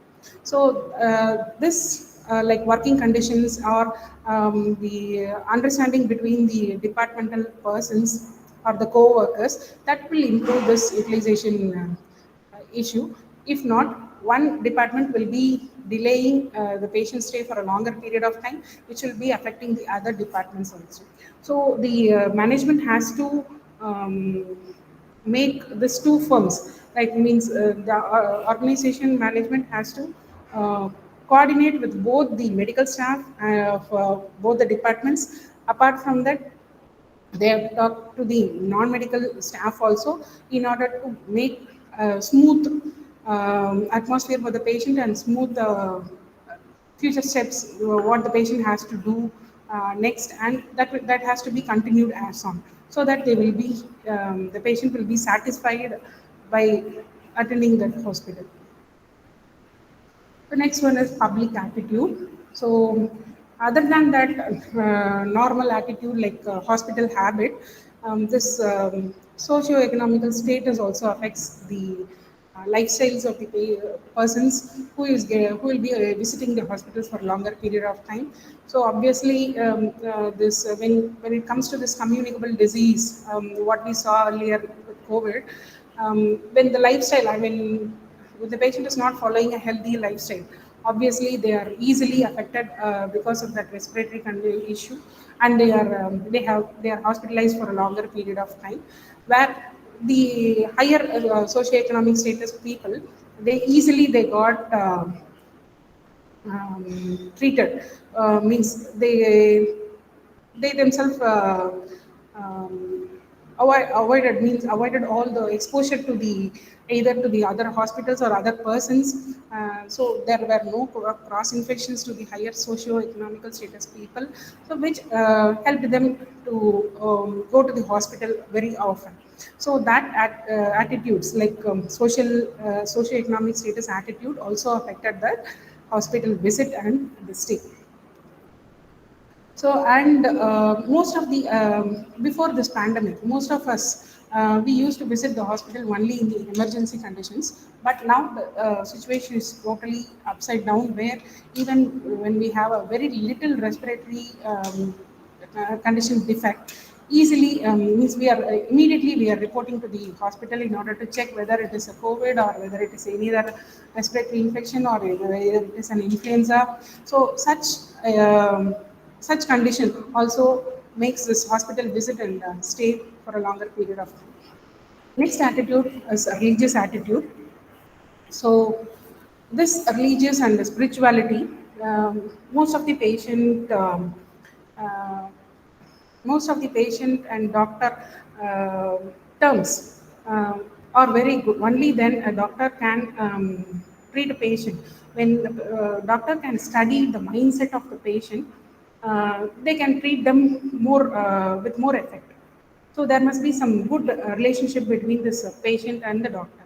And if in that case, if a patient is having more religious and spiritual beliefs, then the practitioner has no other choice other than to communicate with the patient in terms of the spiritual and religious beliefs, so that the patient will believe and he will follow the instructions of the doctor, and that will be helping the healthcare providers to improve the patient conditions. So this is very less when we compare to some other issues, some other factors. This religious attitude factor, which is affecting the patient's health condition, is very much less, but still it is it's going on with fewer generations who is having this religious attitude, and they are believing when a doctor is understanding their beliefs.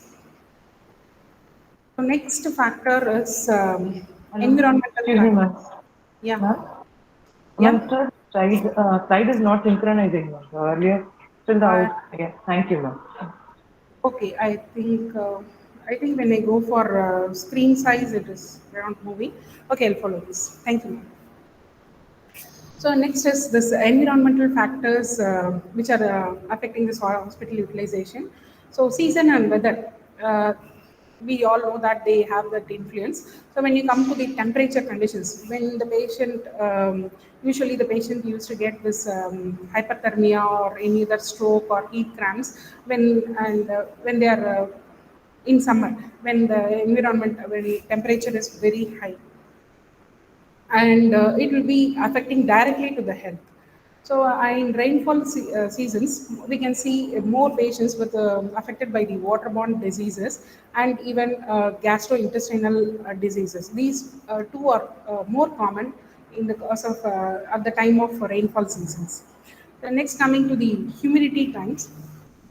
So low humidity always they causes this dry and irritated eyes, and they will cause some cold and flu. And when you go for high humidity times, the patient, not only the patient, generally the people will be feeling very lazy because of hyperthermia and low energy. So these conditions, this high humidity condition may not lead the patient to go to the hospital, but obviously their energy level will be low. Next is geographical conditions. So we know that hospital availability itself will be very much less when you go for mountains or any other nearby rivers or any other places where higher altitude places and all. We won't have the hospital availability itself. So obviously there will be the usage of the patients will be very much less. So that geographical factors will be affecting. Other than that, when you go for this floods and quakes, even the availability also will be reduces based upon they won't get the normal resources usually from where they are getting. So that will be affecting the utilization of hospitals. The last factor is the miscellaneous factors, means when they are having very less trained manpower. We can see in many places means the trained persons are very less, so newcomers are more. So that will be affecting the coordination between the people in the hospital. And other than that, this water supply or electricity supply, and when there is no power, we have to go for alternative power supply. So that will be costing the management more. So that also has to be considered. And the sewage disposal, means the utility of the hospital, means from surgical wastages or any other like needles or disposable, all the instruments which will be taken from the hospital, it has to be disposed properly, so that it should not be disposed in a area in urbanized areas where more peoples are there. So that also will be affecting. And if there is more wastage, and if it is not discarded properly from the hospital, that also will lead to the cross infections. So that will cause utilization of the hospital from the particular area. The patients won't prefer such kind of hospitals. That also will be affected. So these are the general factors which are affecting. I hope you got it. Um, any questions?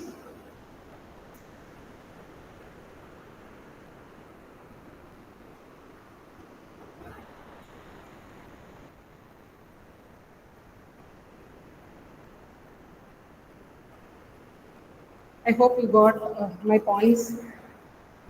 And if you have any questions, you can let me know, please.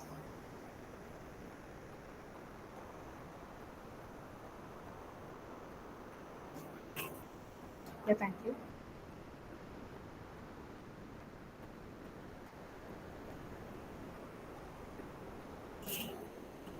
So our next topic is hospital bed planning. And shall I take a 5 minutes break and shall we continue after 5 minutes?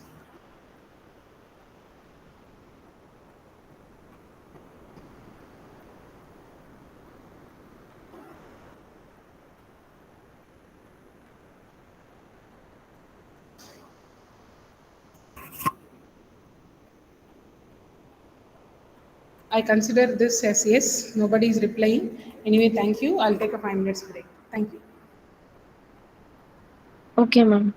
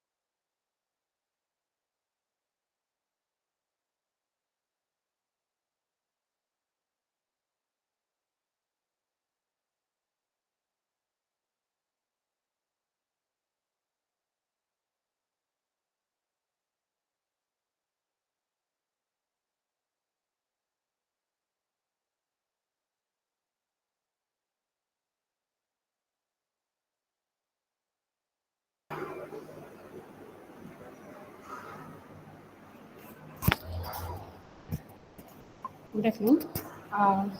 Hope you can see the screen.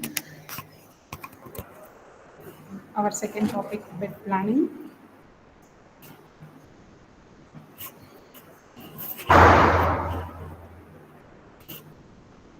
Can you hear me? And can you see the slides? Yes, ma'am, clear. Yeah, thank you.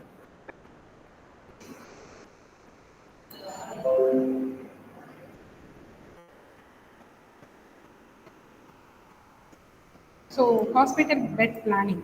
So, when we are seeing about this hospital utilization, so it was one of the factor which is affecting the utilization of the hospital. So we are going to see about the bed planning and the bed management system, means automated system and the manual thing. And when we are doing it, bed planning manually, what all the issues we are facing, and when we are using an automated software for this management system, what are the advantages we are going to get. So we are going to see all this in this hospital bed planning. I hope slides are changing. If it is not, please let me know as before. So this hospital bed planning, it's very much essential when it comes to the specialty hospitals, which they have to forecast before they have to predict all the time for all the departments like surgical, medical, and any other post-operative, um, for outpatient, sorry, inpatient, and for every other departments. So based upon the demand or based upon the data what they have before, this can be predicted or this can be calculated in order to increase the volume of the beds. So this is mainly useful for accommodating the patient very comfortably. Means when a doctor, when it comes to the consultation time, clinic, if the doctor is prescribing the patient to stay in the hospital and bed is not available, so that is a very worst scenario or worst situation for a hospital management where they can't accommodate the patient immediately when the patient has to. So this bed management is done by a person called bed managers. As I said, nowadays here in our India, some supervisors, they are or the management organization peoples, they are taking care of this as a bed management. So the person who is handling this issue, they must have some good communication with all the department people, and they have to analyze which department will be needing more beds at that current situation, at the current scenario, and they have to have the skills to solve the issues on a daily basis. It is not like a predicting 1 month before or 1 week before. On a daily basis, they have to analyze and they have to keep it ready for all the departments. So the person who is working for this, they have to work under a very high pressure, and they have to decide, they should have the skill to solve the issue immediately, and they have to accommodate the patients. So coming to calculation, means how to calculate the number of beds based upon the either the departments or based upon the density of population. Means we have to calculate only based upon the number of peoples in that location or the population density. Only on that basis, the number of bed availability should be calculated. So, when you come to this urban areas, obviously there is more number of people will be there, and they will be requiring more beds. But when it goes to this rural areas, obviously they will also need, but comparatively it will be less. So when it comes to this urban areas, we have another issue in calculating the bed is, we have to calculate for direct population as well as the indirect population of the people. So direct population of the people is like how many persons are staying in that city or in that locality. Indirect population is that the persons who will be visiting the hospital from nearby rural areas or the villages. So that is very much difficult to predict actually, but we have to calculate based upon the availability of the hospitals in the same location and with the same specialty, and the number of beds available in that hospitals, and how much more we need. So we have to analyze all this, and we have to calculate the number of bed availability when you are building a hospital. So according to this, according to the guidelines of WHO, so we have a certain formula or some type of calculation, what we are going to see now, how to calculate the number of beds when you are building a hospital. So we have to analyze with the help of other hospitals, means how many number of peoples are staying for more than 10 days or more than 7 days. We have to take a database based upon the previous 3 to 5 years. We have to check or analyze how long the patients, how many number of patients are staying for more than 7 to 10 days or more than 10 days. We have to have a calculated data for that. And always when we are building a hospital, we need to plan the occupancy must be only up to 85%. Means always 50% of the bed should be free and available for emergency conditions. So when we are building a hospital, when you are calculating along with the population of the people who are staying in that locality or in that area, that will be considered as 85%, and the remaining 15% will be for emergency situations. So for here, for example, data as an example, we are taking that we are considering the number of patients who will be staying more than 10 days. We are taking the list only for 10 days. So, and our desired occupancy, bed occupancy rate is 85% as directed by WHO. So, for example, in a city where the direct population is around 6 lakh people, means in that area where the hospital is going to be built, in that locality, the direct people or direct population who are staying there, who are living there, is around 6 lakhs. So among that 6 lakhs,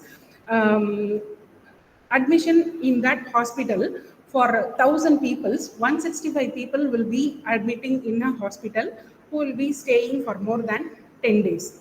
So you have to be careful in analyzing this. Means we are seeing for only 1,000 people, among 1,000 people, 165 people will be admitted, and they will be staying for more than 10 days. We are taking only that data, and for example purpose, we are going to solve how to calculate it.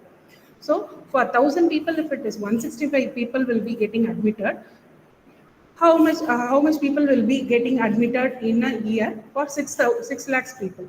So we have to go for the calculation, and it is 99,000 people who will be admitted, and they will be staying for more than 10 days in that area. So this is only for direct population. So next, when we go for indirect population, so it is for 8 lakhs. Means if there are more rural areas in that locality, means that district, if they have more villages, and all those villages coming only to that town or to that city in order to get treated, then that has to be calculated. For example, that indirect population, for example, we are taking it as 8 lakh people. So among that 8 lakh people, the admissions per year for 1,000 people who will be who will be getting admitted and stay more than 10 days will be 55, for example.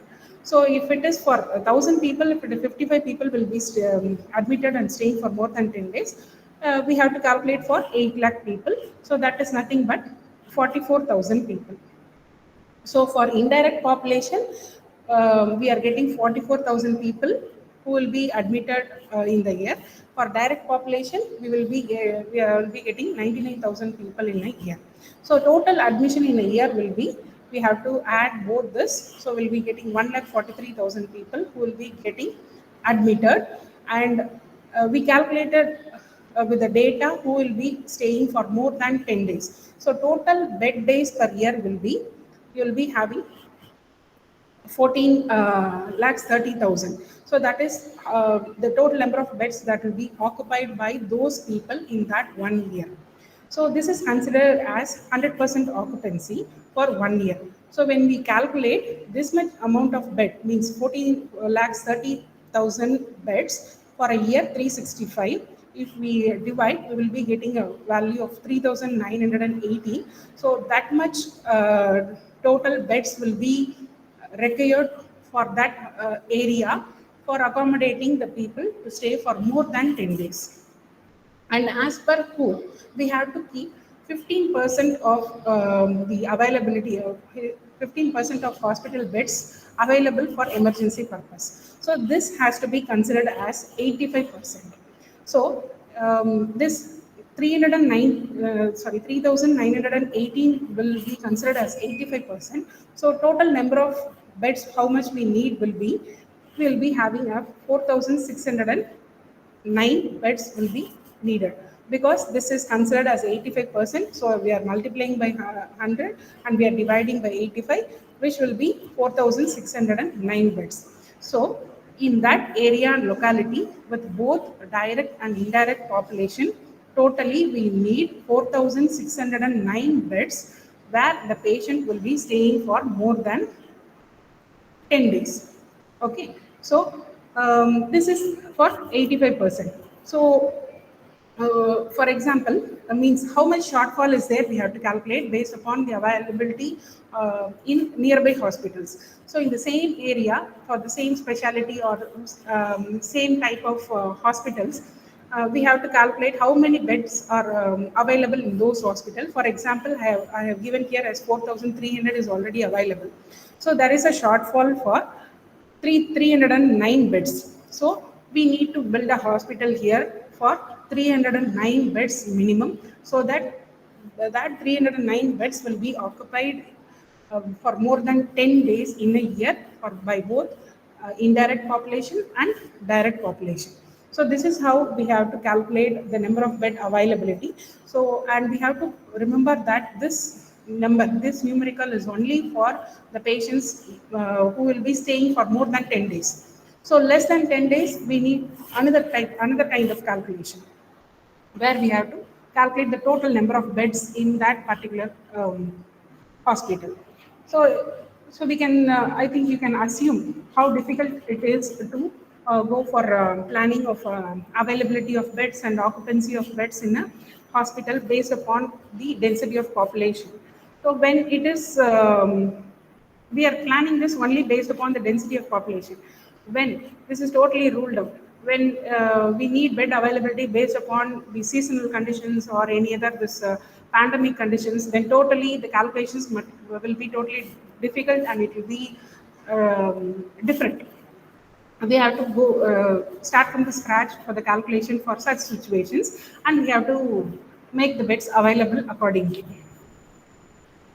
So in order to manage this, manage this bed availability, so every hospital needs a bed management system where this system, this management will be calculating the efficiently available or utilized or unoccupied beds which are available in the hospital. So this management system means this can be done both by manually and by software, or any other by automatical calculation we can use it. But as we saw, for one calculation, when it is this much difficult for a person to calculate for every day, so it is really difficult, and there are chances of errors for more. Chances of errors are very much high.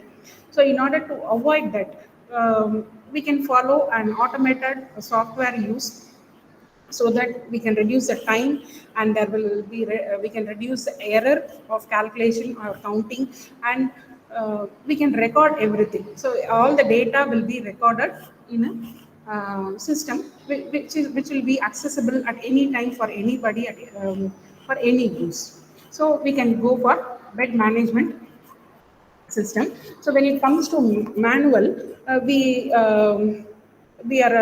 can appoint a person, bed manager, who will be allocating for the utilization of these beds accordingly, means for the patients for whenever they need it.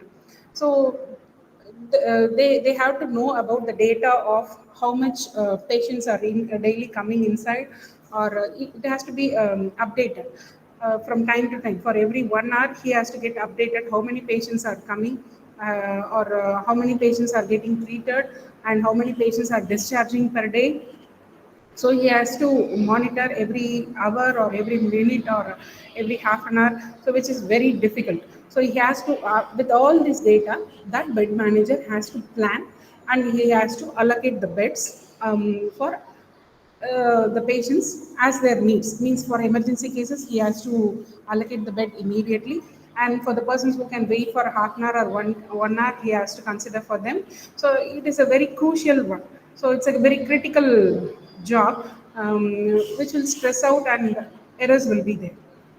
So, and he has to keep the coordination, and the bed manager need to keep in contact with all the department persons, and that team coordination is very much important here. So he has to keep coordination with, mainly with this intensive care units and the discharge persons. Every day they are going from hospital. So main responsibility of this manager is to monitor and to identify the problems what they are getting immediately, means every day. As we saw, like bottleneck issues, this manager they have to monitor those bottleneck issues, and he has to solve, and he has to allocate the patient, and he has to check the patient flow also then and there, and based upon the priority he has to go for it. And if the manager is doing any mistake in that, that may even cost a life of a patient, which is very dangerous. So he has to ensure, other than allocating and monitoring everything, this person has to ensure that whether all the rules and regulations are followed consistently. Um, if not, obviously the patient will be the sufferer, or that may lead to lethal effects. And he has to maintain the database, and he has to keep the transfer data from one department to other data, and the discharge data and newly admitted data, everything he has to manage.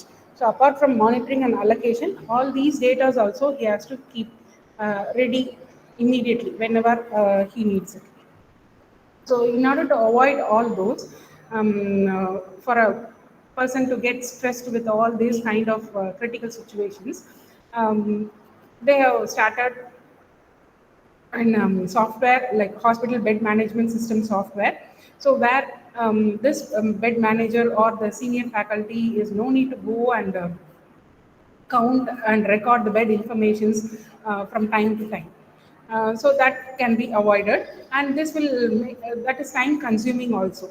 So when it is interlinked with the software, obviously we will get the notification immediately. And not only that one person, every person will be getting the notification immediately. There will be no chance of miscommunication or missing data or anything will be possible. Means that can be reduced, that errors will be very much reduced.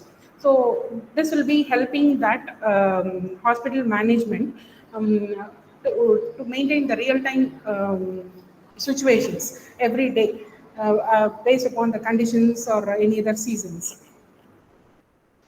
So this software is a integrated one with all departments. So it will be interconnected with the emergency department or discharge department or operative department and everywhere. And it will also have the records of all those patients from the day one to until the discharge. This software will be maintaining all those prescribed prescriptions, discharge summaries, or any other surgery notes. Everything can be maintained by this software very easily, which can be used for efficient updation of this bed utilization. choose this. So these are the benefits. Means by using this software or this system, means which we can do it automatically.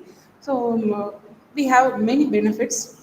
So one among them is reducing the altering the patient from one place to another place in order to give a bed to a new inpatient, and waiting time will be reduced, and the patient who will be requiring immediate surgery, they will be accommodated immediately, and there will be coordination between the patient transfer and the persons who are in the department. So that will be very much useful. And other than this, we have this reduce in cost of medication by eliminating the cost of drugs and cost of food. So these 2 points, this fourth and fifth point, this is not applicable in our India. It is applicable only for our metropolitan cities, where this bed availability or bed management system is totally given to a automated software.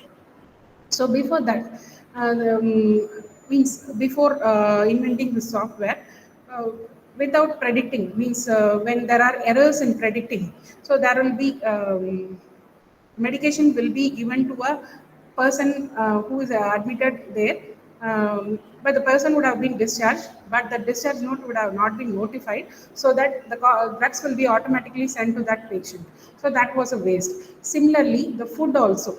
The means if the discharged, if a patient is discharged from that particular bed and if it is not notified, this food and the drugs will be continuously supplied from other departments, which is actually a waste. So that can be reduced. So this system is actually not in our India, but that is also should be considered. So next, this bed management and patient inflow, they have, it has to be, these two must be given more priority, because um, after seeing the patient condition only, the doctors are deciding whether to admit a patient. So we have to see the inpatient flow in a hospital, whether they have to be get admitted, or whether they can be treated immediately and can be sent back. So this will be having a direct link, where that will be giving you a smoother patient flow, and patients will be more comfortable to again visit again to the hospitals. So when it comes to this the features of this software, so this software, it goes for recording of all the data of the patient.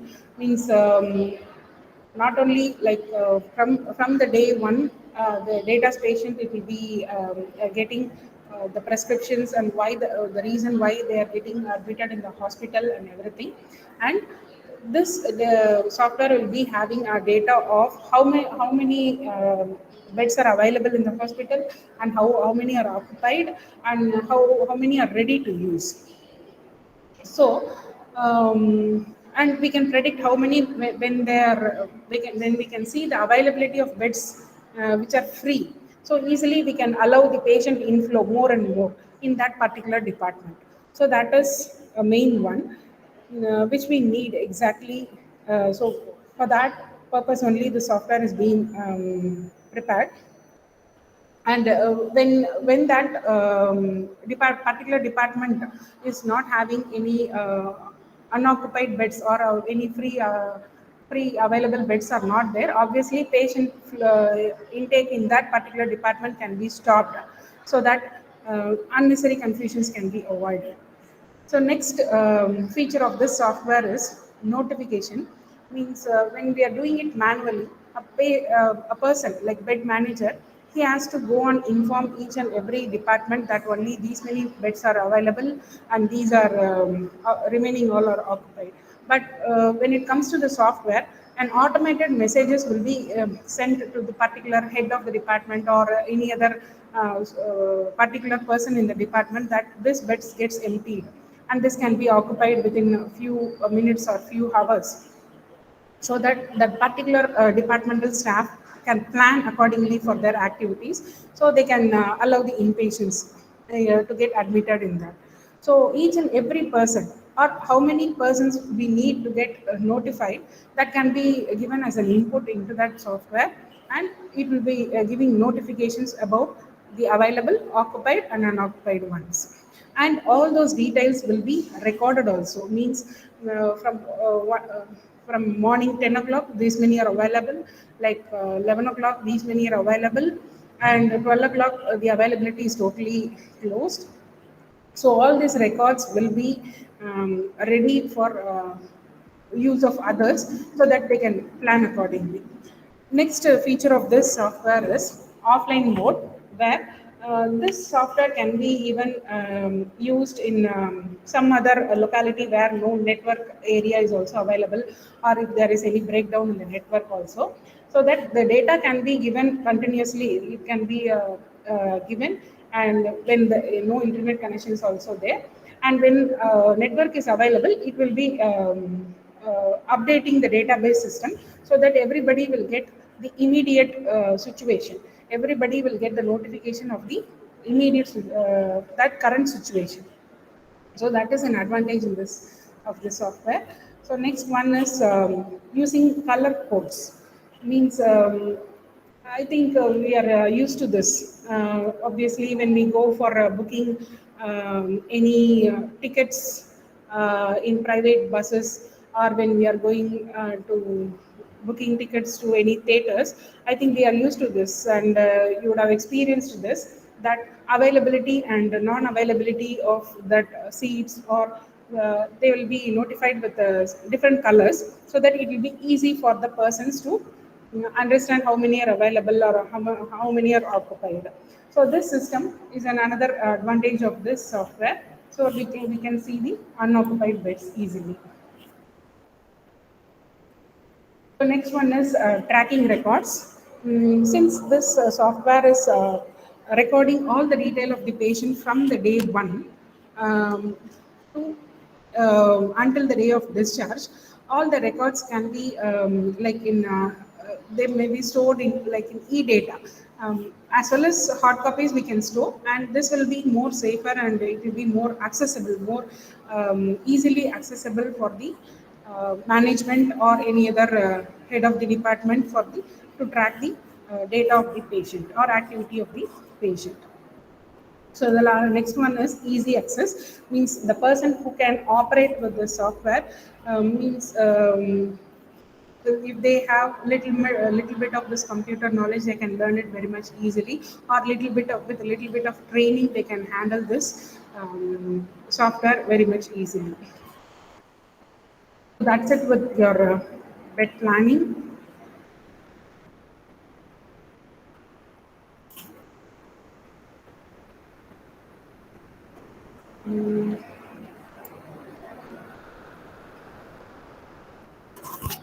Yeah, yeah, I can see some messages in the chat box. Yes, ma'am. Like during pandemic and availability of ventilators, but since this is the first time, I think we are facing such a worst situation of pandemic. This is not, all these things are not updated in a software. Maybe in future, that these possibilities are there to use a software for the availability of ventilators or availability of oxygen cylinders or anything else that may be available in future. I hope so. Any questions or any doubts? Please feel free to ask me.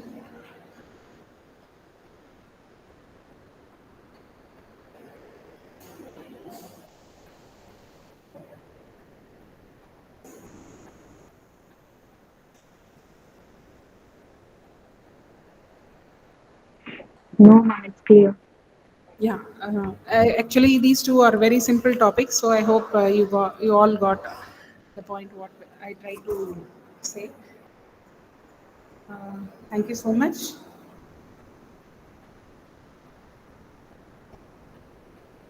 You need PPTs of both the presentations. Yes, I will talk to the coordinators and I will try to provide the PPTs to them. so that you can get it from them. Sure, I can give my details.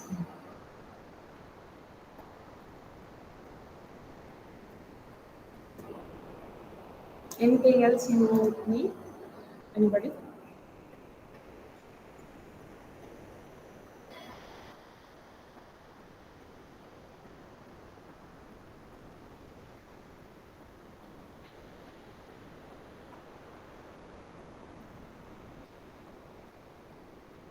Yeah, thank you. And if you have any questions, you can even leave it in chat box, or you can even ask me. Thank you so much for hearing my lecture very patiently. And I hope these two small topics, simple topics, would be very much understandable with the PPTs. Thank you so much.